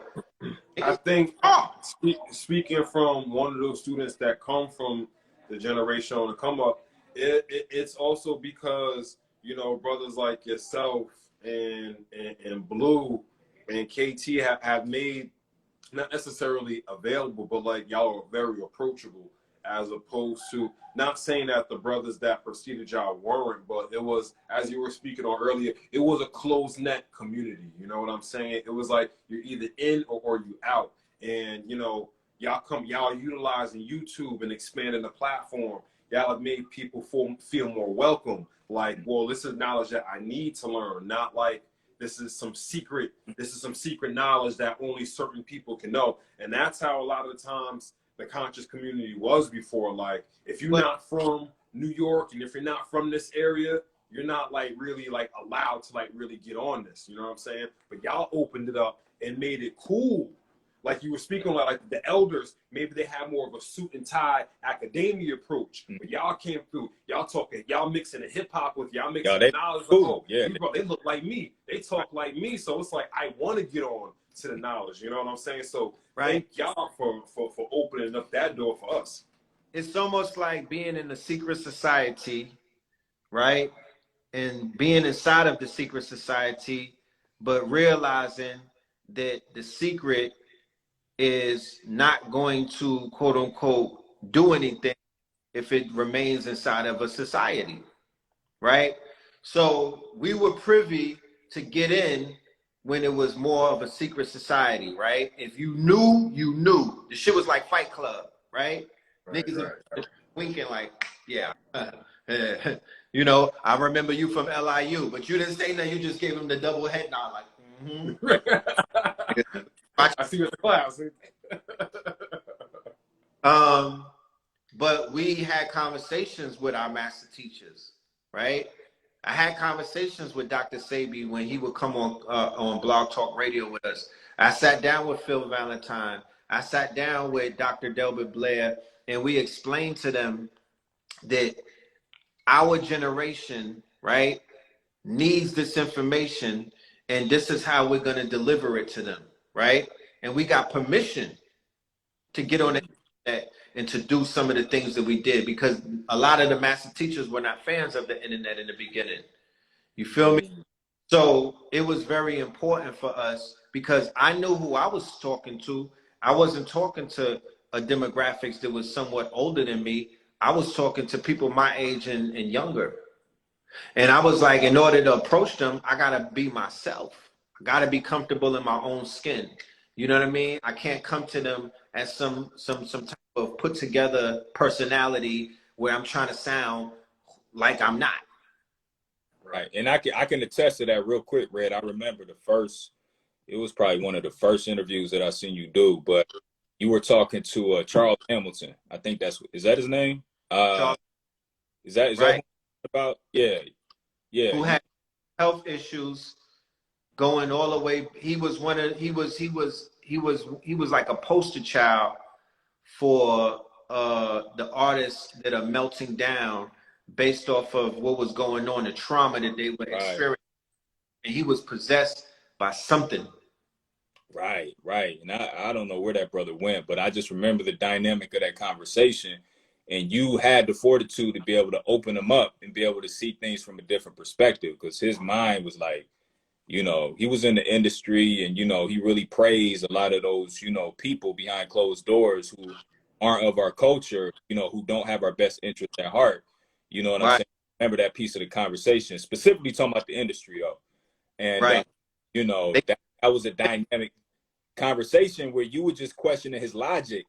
And, you know, eventually he broke. It was, you know, got an opportunity to self-reflect and be like, well, damn, like, I see where you're coming from. But that again, what me and brother Richie is talking about is the fact that, you know, not only red but blue as well. Rashid, they made it cool to be conscious, right? They had the proper attire. They appeased to more of the hip hop crowd.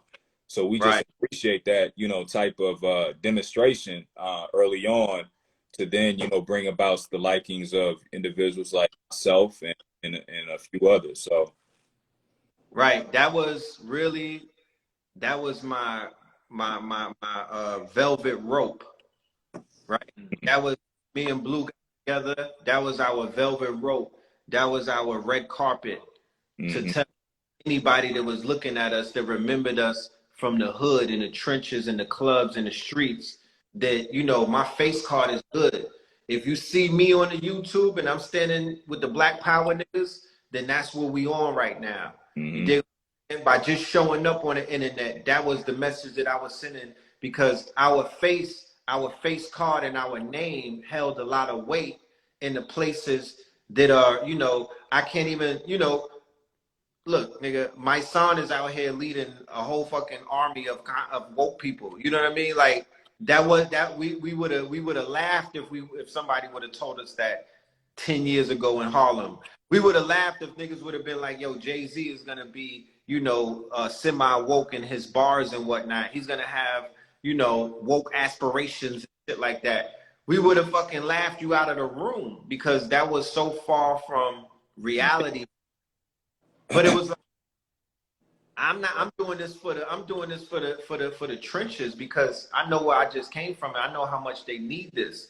And I know what a Phil Valentine lecture did to my quote unquote chip that I had in my brain. It broke me out of my monkey brain and put me into this whole new world that I'm in. So I'm like, shit, I'm gonna try my best to do that for the hood. Now fast forward, I got hood niggas rolling up on me talking about, yo, son, let me do your aura reading. I'm like, yeah. Take it easy, man.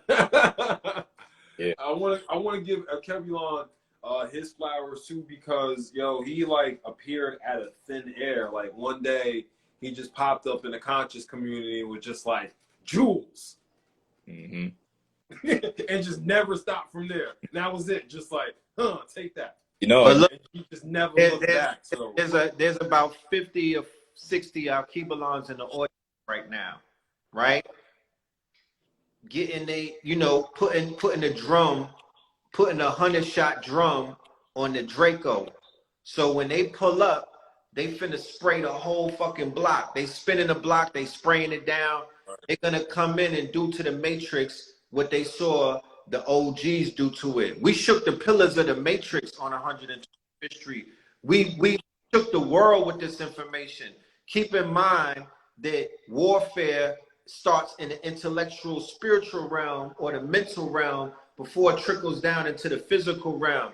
We engaged in a full-on intellectual war from 2000.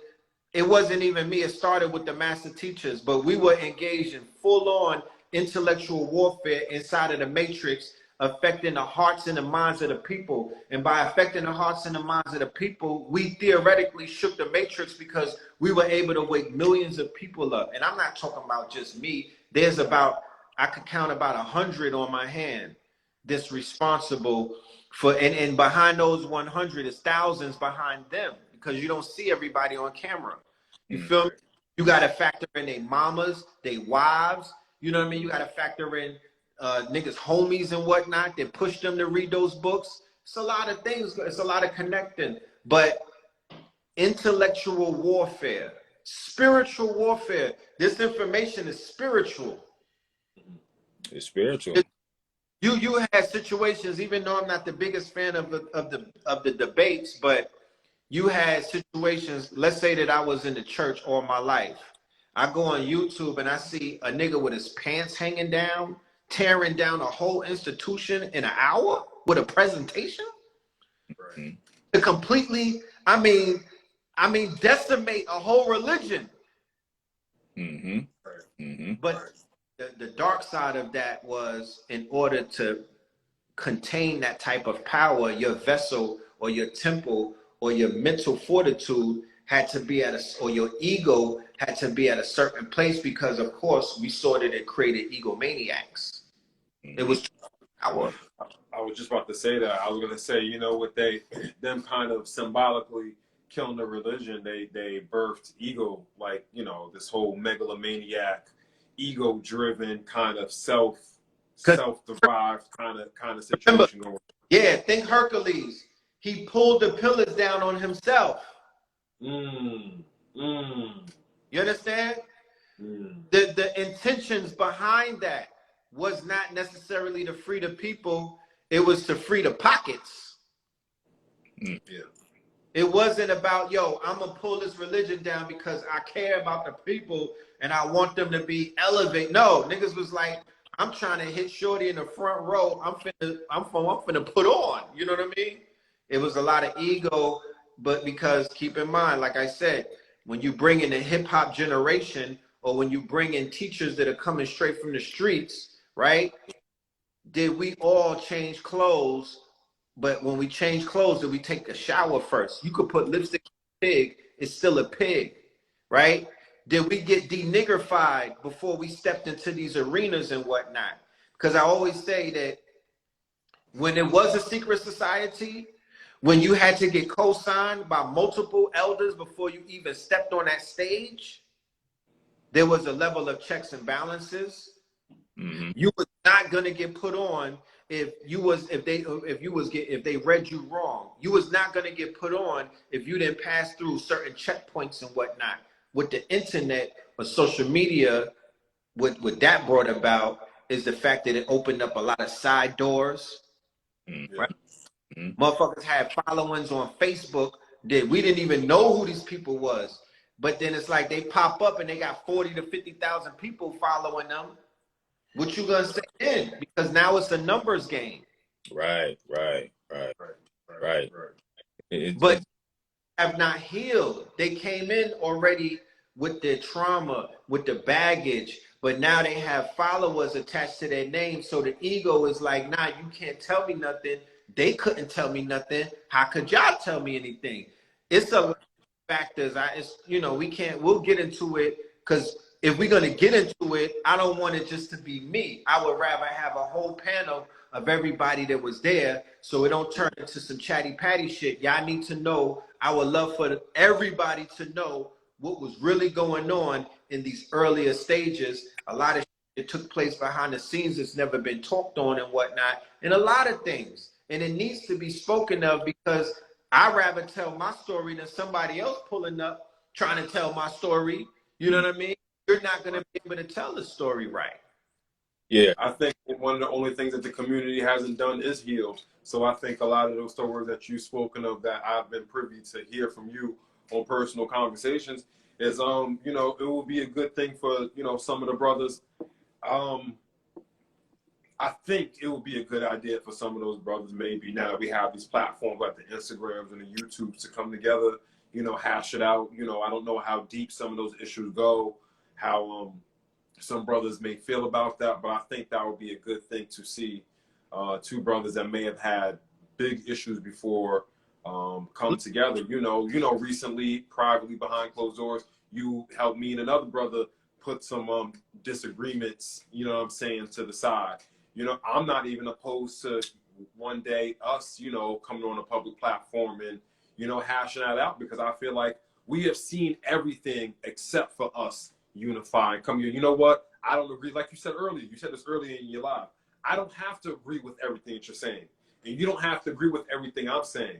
But as long as we can work in this space where I see you and I ain't gotta knock your head off, and you ain't gotta knock my head off, that's okay. I don't really agree with everything you're doing. You don't agree with everything I'm doing, but we can still work in the same space and still help elevate the people. Oh, for sure. So that's important. Go ahead, Alkebulan. No, well said, Richie. And that's a part of the reason why I did, you know, my just due in presenting the God Body Challenge 2 years ago, right? Because I felt like, you know, there's not a differentiation between who is who anymore. You know, niggas that came through the back door, the front door, the side door, and now everybody is guys and God, right? So there's no level of checks and balances anymore. You know, we're missing the rites of passage, you know, within this community, right? There's a certain level of discipline that you got to follow if you really want to present yourself to the people, you know, because we can tell who is who. You know, you can see it from a mile away, but those 40,000 followers that you got can't see it, right? So, you know, it's important for us to really go through first a level of healing before we get up on these platforms and start speaking, because like I said, you know, at the end of the day, we're all electromagnetic and that light shines. But if you're Right. out in the forefront and you're speaking, and that speech is coming off very emotionally driven as opposed to intellectual, then we know what type of disposition that you're working with, right? So a lot of estrogen-based men out here are really presenting themselves to be, you know, scholars, when at the end of the day, that's farthest from the truth. So I think, again, a level of healing, and, you know, the God Body Challenge, which is a level of healing, is just, you know, for that alone, to begin to heal the body and mind. It's demonstration, right? It's demonstration versus mental masturbation, right? Right. To demonstrate in the age of experience and in the age of demonstration, right? In the age of discipline, right? The conscious community or consciousness corrects itself the same way the cryptocurrency corrects itself. There's been a lot of corrections taking place where whatever the spirit is, right? Because you cannot possibly think that with all of the master teachers crossing over into the quantum, right? The Dr. Benz, the Dr. Clarks, the Dr. Francis Cress Wilsons, the Dr. Sabies, I know that they're still working. They just left this realm, right? They left this realm, so I know that their energy is still prevalent and they're still working. The corrections that you see, where people that you used to see you don't see anymore, that's because of the correction. The same way that these coins that you thought was going to the moon, but these bitches in a mentor right now. You know what I'm talking about? The minute you get a correction, you crack whatnot.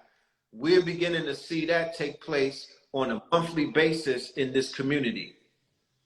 Right? The loser in this whole equation is the people that get corrected with those coins, right? They cannot go and they sink with those ships, right? Those are the people that are running around on the internet, wandering headless, right? Still babbling, right? Parakeeting old information.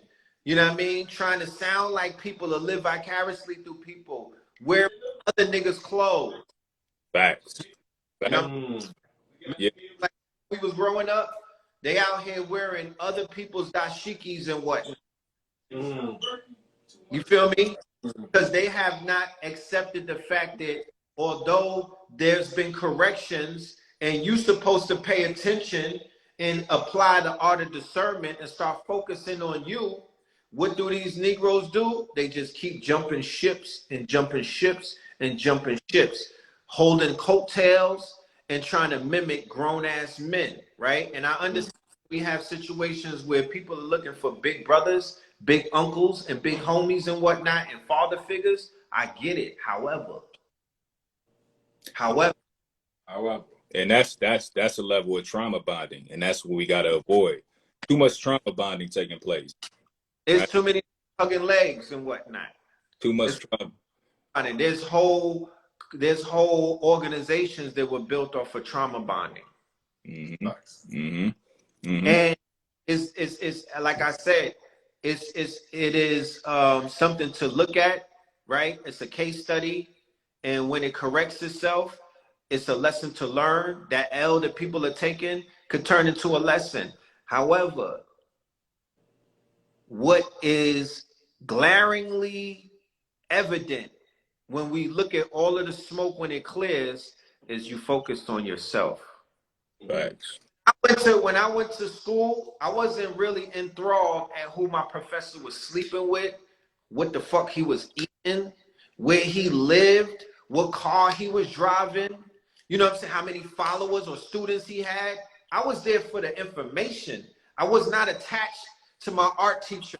I was not attached to my science teacher. I wasn't following them on the internet. I wasn't following them on Facebook. I could give a fuck what they do after work. They showed up to give a lesson, and I was there to receive it. I got the information, I kept it moving, right? If we are in schools of thought and knowledge, what's going on with the cult of personality worship and whatnot? How could you try to live vicariously to somebody that you don't know? I don't give a fuck if they told you the story. I could go to Fiverr and get a story made up. You know what I'm talking about? Story. That's a fact. Like you said, the key point, like you said, the key point is about self. You know, you're in competition with yourself. I always say, what's going to draw the bigger crowd? Two people fighting each other or somebody fighting themselves, right? You know, it's important to just, again, always reevaluate yourself, because there's too many people and teachers that are attaching themselves to other teachers, and it's a level of personality worship. But you can never really tap into your unique skill set if you're always regurgitating information that you're hearing somebody else say just to sound deep. You know what I'm saying? So that's too much. It's a lot of that going on. So, you know, again, back to the God Body Challenge. I presented this 2 years ago because I felt like the only way that we were really going to tap into our Godship in real time is to alleviate the body from putting or alleviate the person from putting certain toxic foods in the body. Because when you have a more purified blood flowing through the body, again, you have a lot more oxygen going to the brain. You have a cleaner or purified version of, or more blood going to the, you know, the body in general. And, right. You know, it's just key to, again, understand that it's not okay to continue to coach yourself or disguise yourself and present yourself as somebody you're not, when you know deep down inside, you know, you're still hurting as an individual. You know, you're still broken. And, you know, again, self-healing is one of the most important things that we got to begin to adhere first before we begin to present ourselves as quote unquote teachers or, you know, scholars. Right. In the near future, and I'm just throwing it out there because ideas become concepts and concepts become reality. You know, there should be an orientation for all of the new teachers to go through, you know, the same way that in Kemet, you had to go through some sort of orientation. You know, even when you get hired for SUNY and CUNY or the HSBUs and whatnot, there's still orientation that takes place before you get in front of a student body, because you can poison that student body if you haven't been orientated into quote unquote, you know, the modalities of teaching and whatnot. So there should be a level of healing, like you said, that we should all have to endure before we go in front of the world and whatnot, because we're really carrying millions of people on our shoulders. We're the and we could harm ourselves more than we can help ourselves if we're not prepared for that. If anything, what the lessons that I've been learning and what I've been shown by the universe is that if you are not put properly, you cannot take all of the fame that comes with this job and whatnot. If you haven't been vetted by the spiritual, by your spirit guides, if you ain't work on yourself, then this it could drive you up the motherfucking wall. You know what I mean? Because it's all good when when niggas is giving you your flowers, it's all good in the honeymoon phase. But what about when you under fire? Mm-hmm. Being attacked by the trolls and whatnot. What about when them boys run down on you? If you get approached and they knocking on your door and they got all kind of shit on you. What about that part? Mm-hmm. Feel me? Mm-hmm. And of course we know with this new class and with social media consciousness that the drug of fame attached to that. Where niggas is bragging about their followers, how many people are following them and all of this stupid shit, and how many people are supporting and all of this other stuff. That's a falsified sense of fame. So if you didn't have fame, if you wasn't famous before this shit, or if you didn't taste fame and was like, I'm good, I know what that shit does to people. If you didn't go through that type of training in the streets or in some type of, or the industry or something, or you was an athlete, if you wasn't exposed to this shit and you just get it, you didn't taste that yet, and your first time tasting that cake is when you niggas is on YouTube. Oh, give me the moringa popcorn. This is gonna be a show. What's about? Yeah. I got another case study to show that, yeah, nigga, that's a crash and burn waiting to happen. Yeah, and one thing too I want to point out as well is a certain level of balance within the community. It's driven a lot by men, right? Yes. But we need a balance. We need to see, the goddesses come out and present themselves in full demonstration, right? Yeah, no, big up to like Wise, Royalty. That's one. Ty Phoenix was just in the building. I don't know if he still is. But these visuals are masters at what they do. You know what I'm saying? Right. So, it's important to again not only demonstrate ourselves in a more pristine state when it comes to mental fortitude and mental health and things of that nature, but we want to create a level of balance within the community. And we want to see, the women as well doing the work too, because that's going to present a whole nother, influence clear across the world to really, bring about a whole nother group of individuals who, are in the basements, reading the books and, who are at the library for 4 or 5 hours studying and, things of that nature. We got to present a balance. So I think that's a key factor. My timeline is flooded with a lot of goddesses doing the work. So they in 4 or 5 hours in trance. They tapped in speaking tongues. A lot of their information is intuitive. They're getting it from downloads and stuff like that. But $1 million question would be, if I was a sister, why would I step forward in this community when I see what I'm seeing, in this community? This is not a safe environment. Big up to the subconscious community.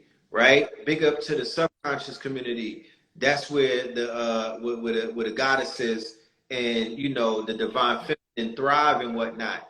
Consciousness is a male principle, right? Consciousness in it of itself is a male principle. So it's the male dominant energy will thrive in this place. However, like you were saying, Alkebulan, what we've seen and what we have to come to a conclusion and begin to implement change is that is imbalanced and it will not work. Too many crash burns.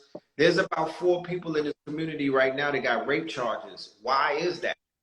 You understand? Why is that? Going all the way down to a 7-year-old girl, all the way up to whatever. But why is that? You know what I mean? And what's being done about that? Where's the penalty system?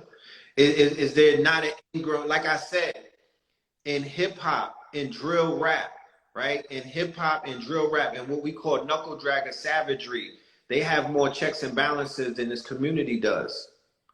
And them niggas is able to even come together and bury the hatchet. Look at some of your favorite rappers on Drink Champs and other podcasts. They out there burying hatchets from beef that they had with niggas where blood was shed. You understand? And when it comes to the drill rappers and the quote unquote gangster rappers and whatnot, they not letting too much fuckery fly, my nigga. They laying shit down. Okay?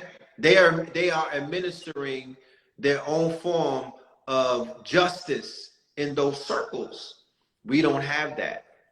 But we claim, but niggas is running around talking about they over the rappers and they more supreme and all of this other stuff. But this shit is deregulated like cryptocurrency. That's a fact. That's a fact. Deregulated. So in a deregulated space, you have chaos. You know what I'm talking about? So when regulation visits us, then we will really begin to see our true value. The value right now is in the toilet because there's no regulation. It's a free for all. It's a free. Yeah, it's like a shit coin. That's where we're at right now. Mm-hmm. Right. It's the free for all, right? So, yeah, I mean, like we're speaking about the fact that we gotta again, like, really not only give our flowers to those individuals who are really putting in the work, you know, but also learn how to differentiate between who is who, you know, because like I said, individuals like Brother Richie, Red, all of us, you know, we've been in this for so long that we know how to spot, you know, certain individuals who's really not, you know, who's you know, not about that, you know, that life when it really comes to. So, you know, it's just, again, it's like a shit coin, like Red said, but you know, the universe is a self-correcting algorithm, right? So the ones who are really, you know, not standing on their square and presenting themselves to be somebody they're not, you know, they'll be exposed, you know, down the road, you know, and you allow the universe to make that, right? And those who are really doing the work and out here demonstrating, you know, they'll be rewarded for it. So, I mean, that's it in a nutshell. Right. The universe will show you, from somebody that's been through that experience firsthand. The universe will just straight up show you ain't really nothing much you got to do except stay true to you, stay on your square, you know, do the things that are right for you, and the universe will expose those who are one thing on Instagram or social media and one things in real life. And when you meet them, you'll be able to feel that. And don't ignore those red flags. Facts. Super fact. You know, and trust in what Richie just said. Trust in the fact that it's already happened. It's happening in real time. It happens every other day. Every day, B. Every day, B. You know, it does happen. It does happen. So the aspect of the penalty system that I speak of, the value system, you know, the universe is taking care of that right now. Until we could actually carry, you know, the weight of that as a you know, in this physical world, you know. But time exposes all things. Yes, destiny stuff is being cleared out every day, B. You know, I'm talking. Hey, there's a drilling taking place. If y'all don't, you know, and everything don't hit the motherfucking internet. Right. So that for the internet. that is. Yeah. So Richie, can you take us out here with some words of affirmation? I know that moon energy is still here. Yeah. You feel me? And I know that God Body Challenge is coming up. So I wanna power up the audience and give them some powerful words and affirmations and whatnot. You know, are you gonna be doing the breathing exercise tomorrow with Alkebulan, the same one that you did on the last God Body Challenge? Yes, with some different variations. You know, some focusing on the sacral area, the root area, just a variation of what I did last time. Just some of them just focusing on different parts. Awesome. You know, especially the sacral area, you know, which may become a challenge, you know what I'm saying? You know. So you know, that's where your sexual energy is. So, but yeah, for the most part, yeah. I mean, I think we need a whole workshop on that. I had I'm here for it. Goddesses on YouTube on Melanin Monday, and they do touchless orgasms. You ever had one of those? Yo, I've seen it, but I have not participated. I have not participated in it, and I'm interested in learning those techniques. Full body or touchless. I seen it in real time. in Harlem in 2013 with the tantric mongoose, his name was, and he had women. He had 2 women on the table. I'm about they was busting. I need to learn that. I've seen it, but not a real. I've seen it like on Instagram and stuff like that through I think a brother named Honors Yoga that Lizzie put me on to. But yeah, I need to learn. I need to learn at those. I need to sit at those brothers' learning tree and learn some of those techniques. Yeah, does he have classes? Does he have what's the brother's name? I know Honors Yoga does. Chill, son. Honors Yoga? Yeah, Honors Yoga. Yeah. Classes with that. Yeah. The sister who I was talking about, Sister Nikki Morgan and her team, I believe that they have classes. They're doing something in Atlanta at the end of the month. Ladies and brothers, if y'all want to attend, just inbox me and I'll get you the flyer and we'll set it up and whatnot. However, it goes back to what I was saying earlier. You see sciences such as that in the hands of the wrong person or persons, right, could be very detrimental. Henceforth, why some of these sciences have been secret and you don't hear about it in the mainstream and whatnot. Because what consciousness is and what consciousness represents is handing somebody the nuclear keys, right? Because keep this in mind, knowledge is power. You could have $1 billion and less knowledge than me. If I get in the room with you, I could walk out with those billions of dollars and you could be hoodwinked, bamboozled, and taken for a motherfucking ride. And it's not necessarily the other way around. You know what I mean? That person with the $1 billion can't always tempt a person who has more knowledge than them to do something that they don't want to do, right? That's why a lot of those rappers in the industry get taken advantage of because they're not as sharp as the vultures in the rooms that they're in. It's not about, it's just about these Europeans are more sassier and these Europeans have more knowledge of who they are. They done did their charts. They know about where their challenges are. They know everything about them.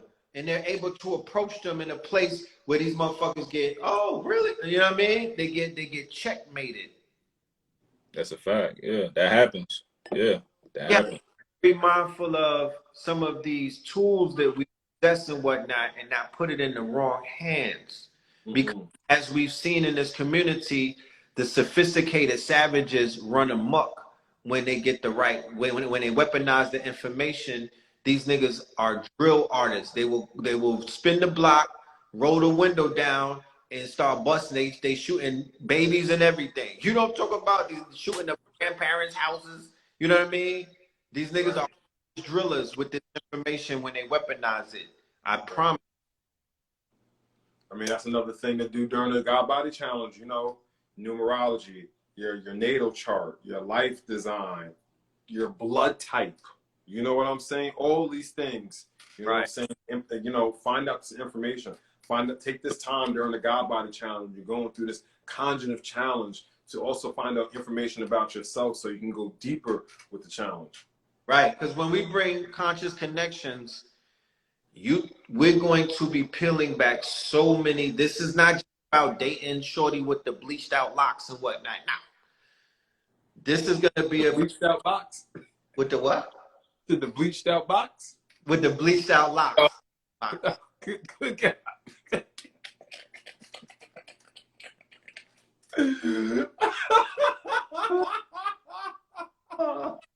Not the bleached out box.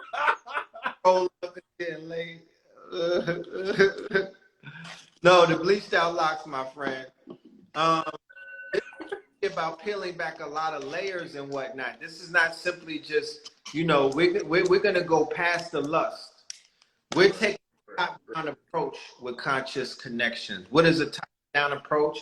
A top-down approach is we're coming from the top down, not the bottom up, not the gonads, not the sacral chakra going upwards. Meaning that you wanna, you know, on your first date and whatnot, you getting the yoni and whatnot. Then you like, yeah, I'm gonna get to know you a little bit better.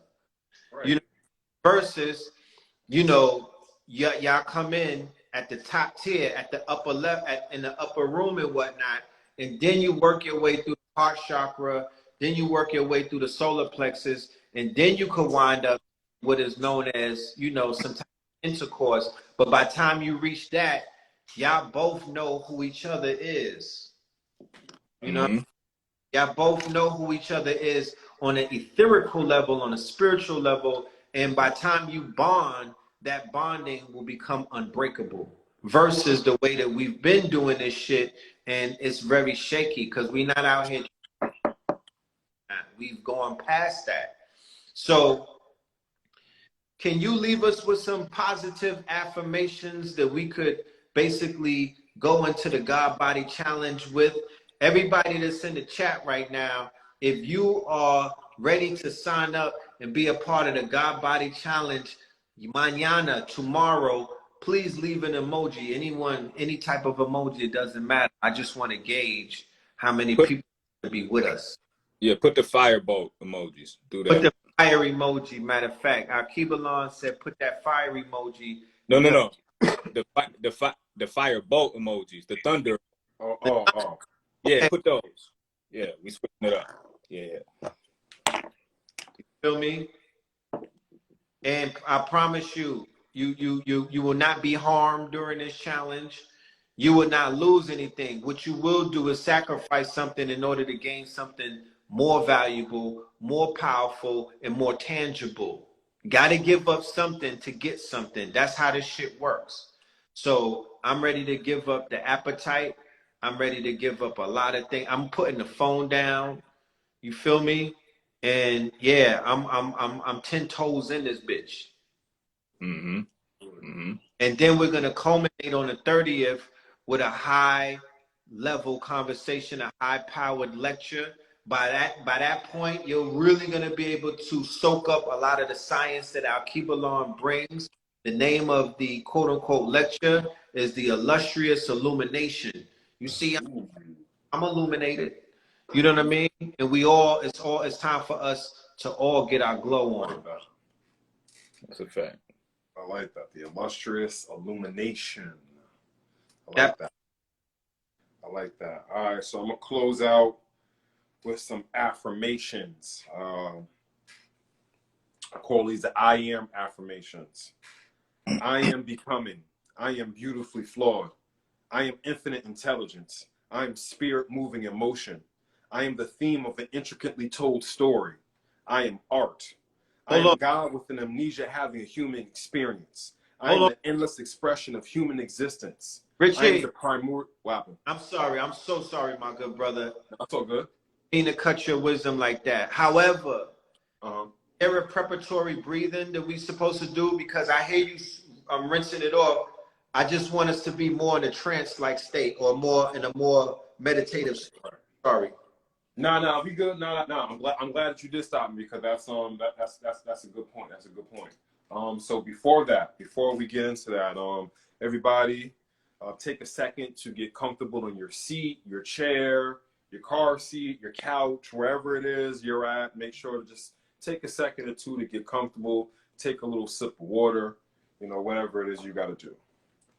And then once you have done that, once you've gotten into that comfortable space, I want you to take a second to roll your neck around, just like this. Roll your neck around. Then I would also like you to simultaneously start to roll your shoulders around. Get that shoulder and get those shoulders in motion. Then, as if your heart is beating out of your chest, I want you to move your chest up and down. There you go. There you go. There you go. Also, I would like for you to take your hands and place them on your stomach and poke your stomach out. You know what I'm saying? Poke it all the way out, then bring it all the way in. Poke your stomach all the way out, then poke it all the way in. And just slowly loosening up all the focal points. Then take a second, sit back, relax your face, Because a lot of times we hold tension in our jaws, we hold tension in our forehead, we hold tension in our nose area, we hold tension in our eyes. Take a second to really just relax your face. Relax your face, relax your face. Bring it to a neutral standpoint. I would like for you to take the tip of your tongue and put it at the bridge of your mouth. And when we do that, we are going to take a breath in for 4 seconds. We are going to hold for 4 seconds, and then we're going to release for 4 seconds. You'll know when to do that because you will hear the sound bowl. So on 4, we will breathe in, hold for 4 seconds, and then let out for 4 seconds. 1, 2, 3, 4. In.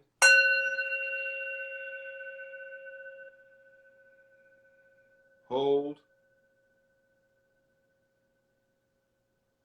And release.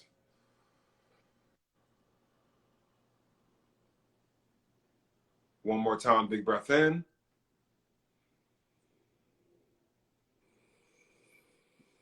Hold.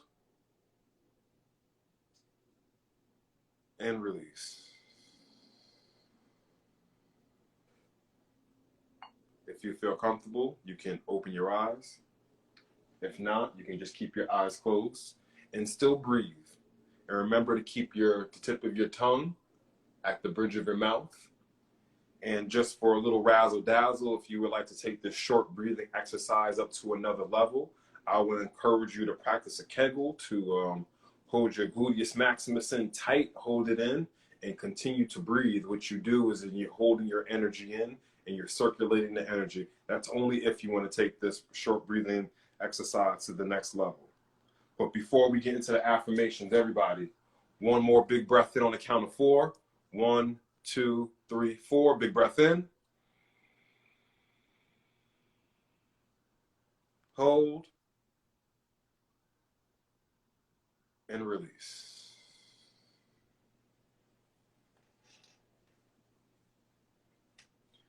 We have solar flares going out tonight. We have the moon in Libra. We have all kind of cosmic activities going on. Remember, as above, so below. With that being said, I am becoming. I am beautifully flawed. I am infinite intelligence. I am spirit moving in motion.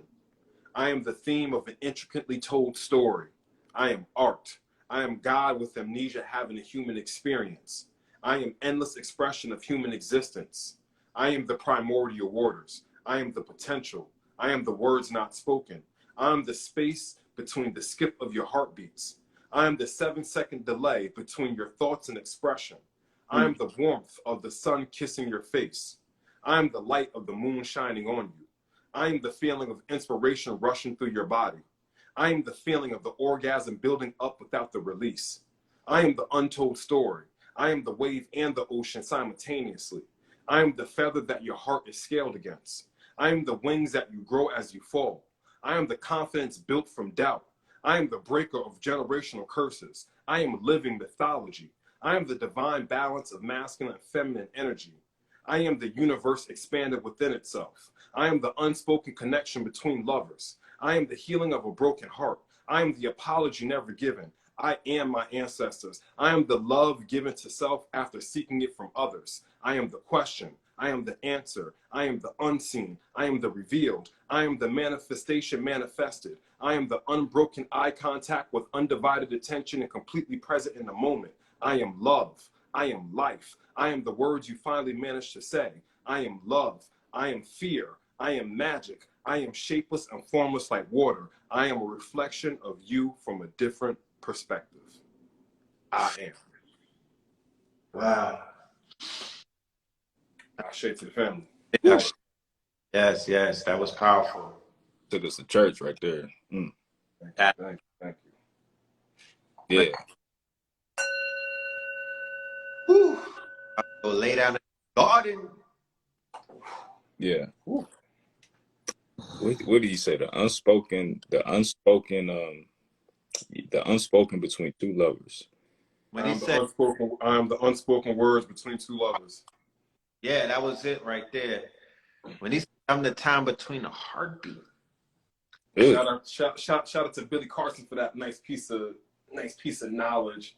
He's talking about how a lot of our brain works on you're either on the wave or you're under the wave. So when you're on the wave, like you kind of like you can almost like see things happening in slow motion.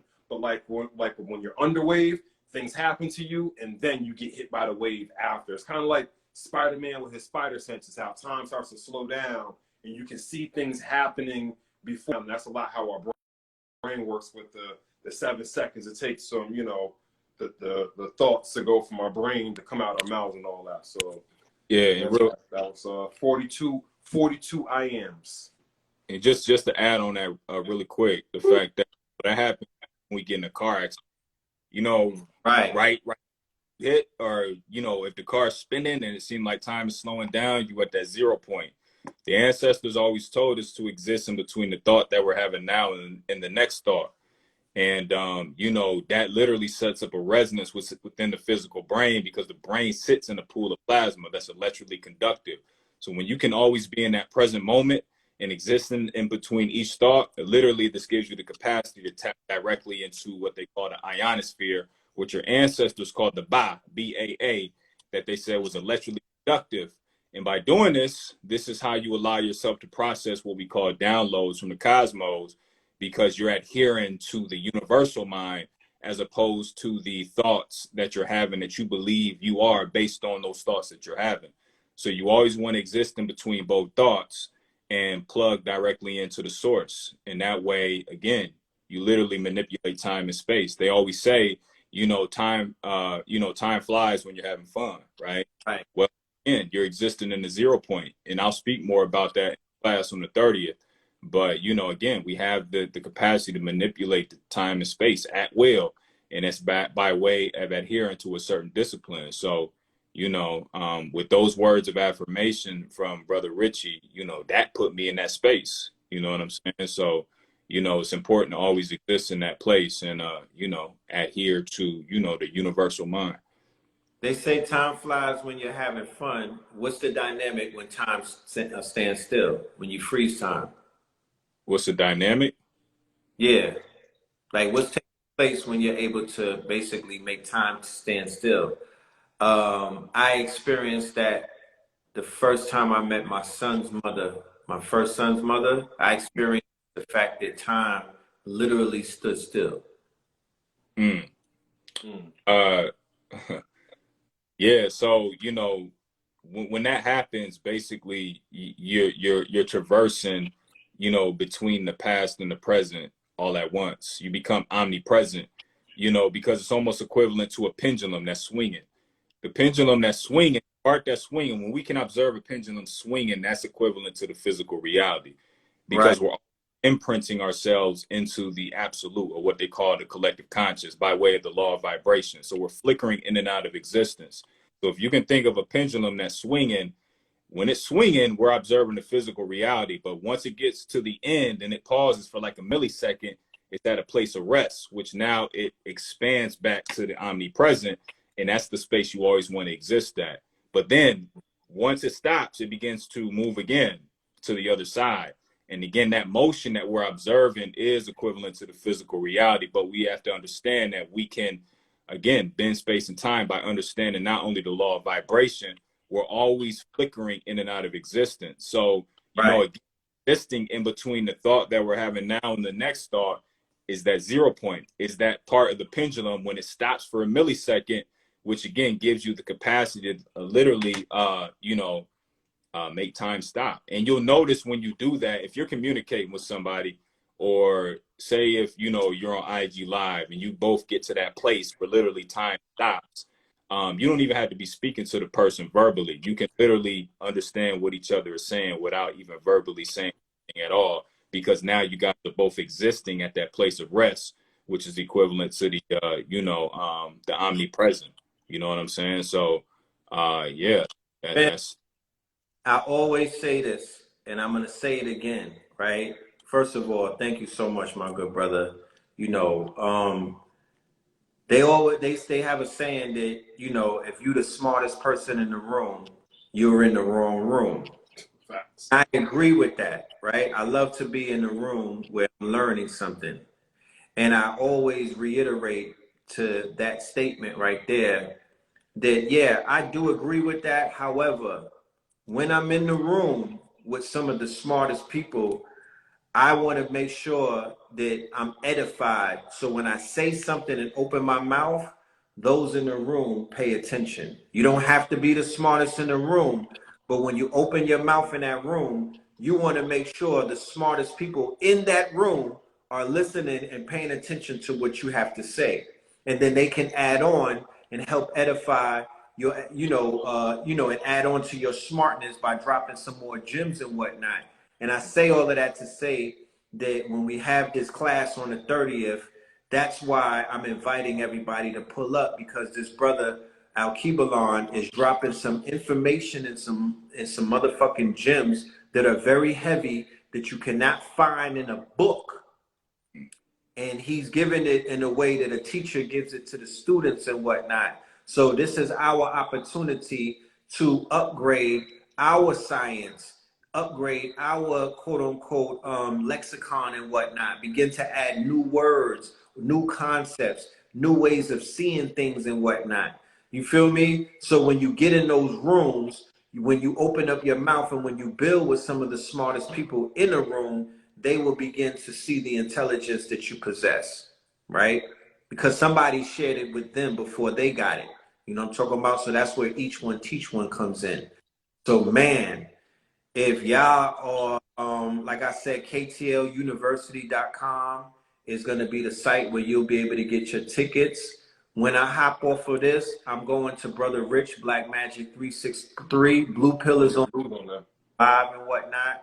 He has a lecture coming up tomorrow as well, the Law 44, the Art of War.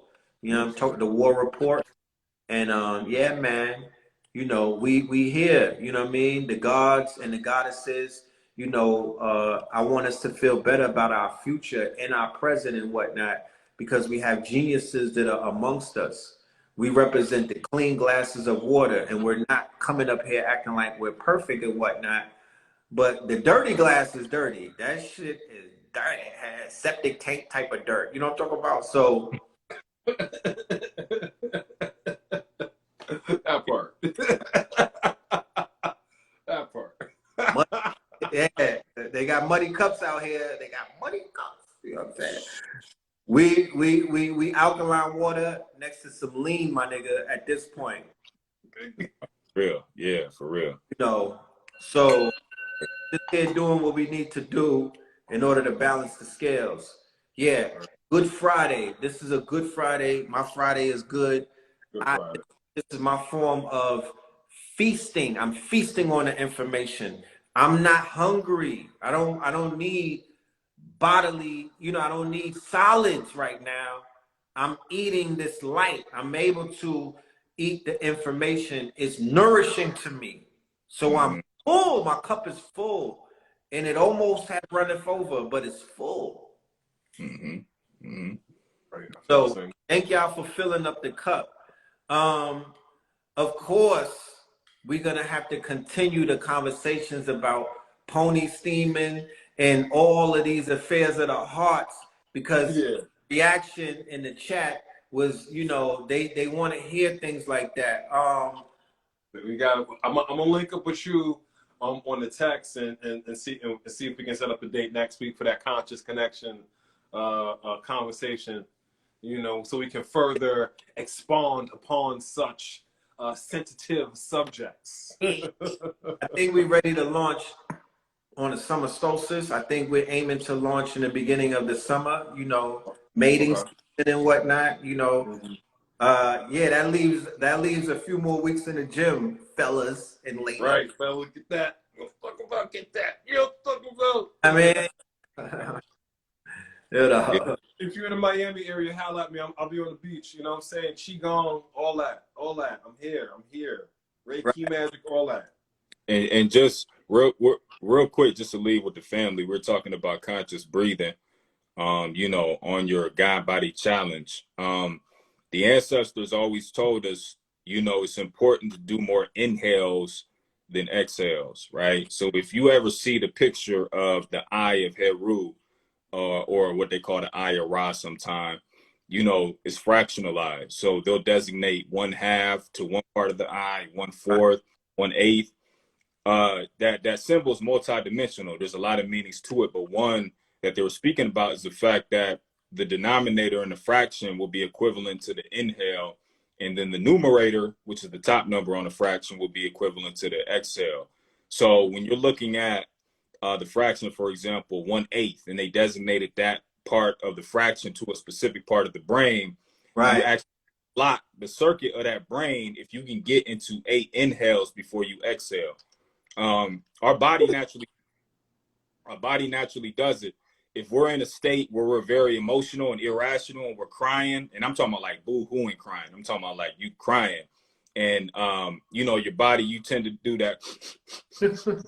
Right. Body naturally cuts that on, because what it's doing, and it's hemi-syncing the brain, so that way when you're in an emotional erratic state like that, naturally the body will begin to acquiesce, activate that intelligence, so that way you don't adhere to an action, you know, that's going to be undesirable for you. So it puts you more in a rational state, because it's activating that asympathetic nervous system or that subconscious mind to come online, so that way you can control it, and thus, you know, aim to basically maintain a level of integrity when you're in that emotional state. But they always talk about that. So that's a piece that I want people to walk away with, you know, when they're doing a God body challenge. When you're doing your breath work, make sure you're doing more inhales than exhales. And like I said, even going back to the fraction itself, go look at the just go into Google, type in the eye of Heru and then fractions, and it'll pull up. And I think the biggest one they got is 1/64, which, you know, some people can do. They can do 64 inhales before they exhale, which at that point, I mean, you activating all type of stuff in the brain. So, but that's a key piece in that, in reference to the fast, making sure you're doing that, and just being conscious about everything you do. You know what I'm saying? So, yeah. Right. Man, oh man, this was a masterclass tonight, fellas. You know, I'm definitely fulfilled. You know, I'm sure the audience, they got what they came for. You know, their cups runneth over, and I know that they're gonna be in the building with us on the 30th in class and whatnot. Family, like I said, Alkebulan is officially a professor at KTL University. We are teaching the people every month. We have more classes coming up. Blue Pill, of course, is a professor. Brother Professor. We working on Mama Pill, getting her class ready and everything. And I gotta go see KT on Sunday.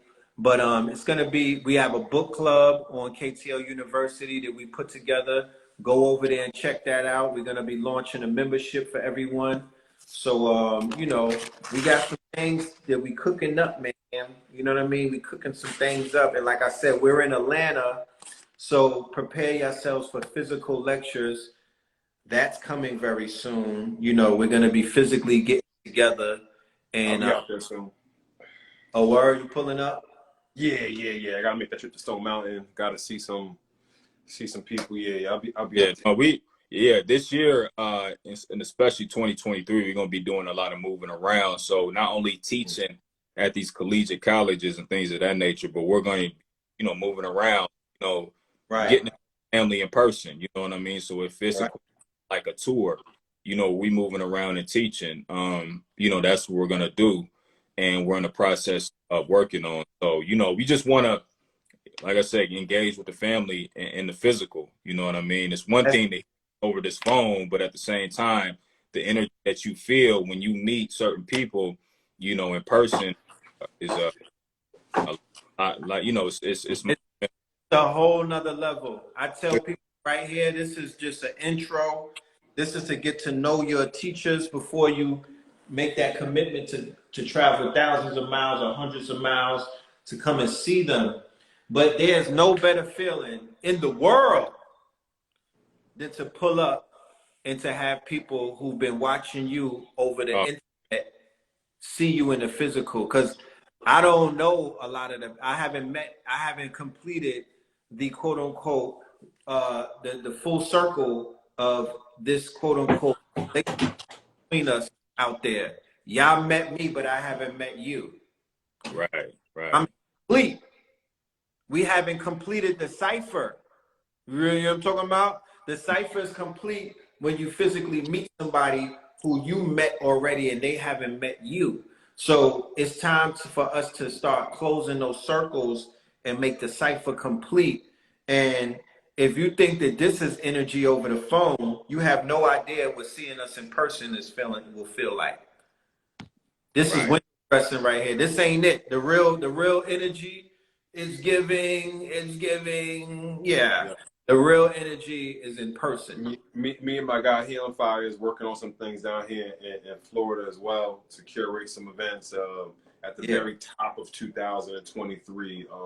Please do. Yeah, got some very, very exciting, tantalizing news to bring to the people. A real what's that? What's my $5 word of the day? A real nomenclature of studies to bring to the people. You know what I'm saying? Yeah, I'm very excited to be able to announce those things. Just don't let it be a pony farm.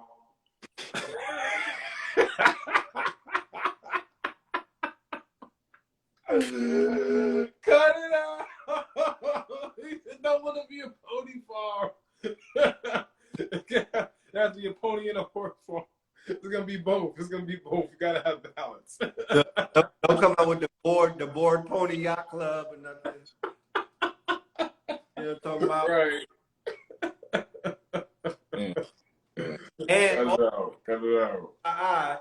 For the ticket holders of this event that we're doing with Alkebulan, every ticket will be an NFT, right? Proof of attendance. Ooh. Yeah, every ticket holder will have access to an NFT. It's called proof of attendance. You know what I mean? We're turning actual tickets into NFTs, which will unlock some other things, of course. But you know, we getting with Web3, we getting with the times and whatnot. Shout out to KOD Coin.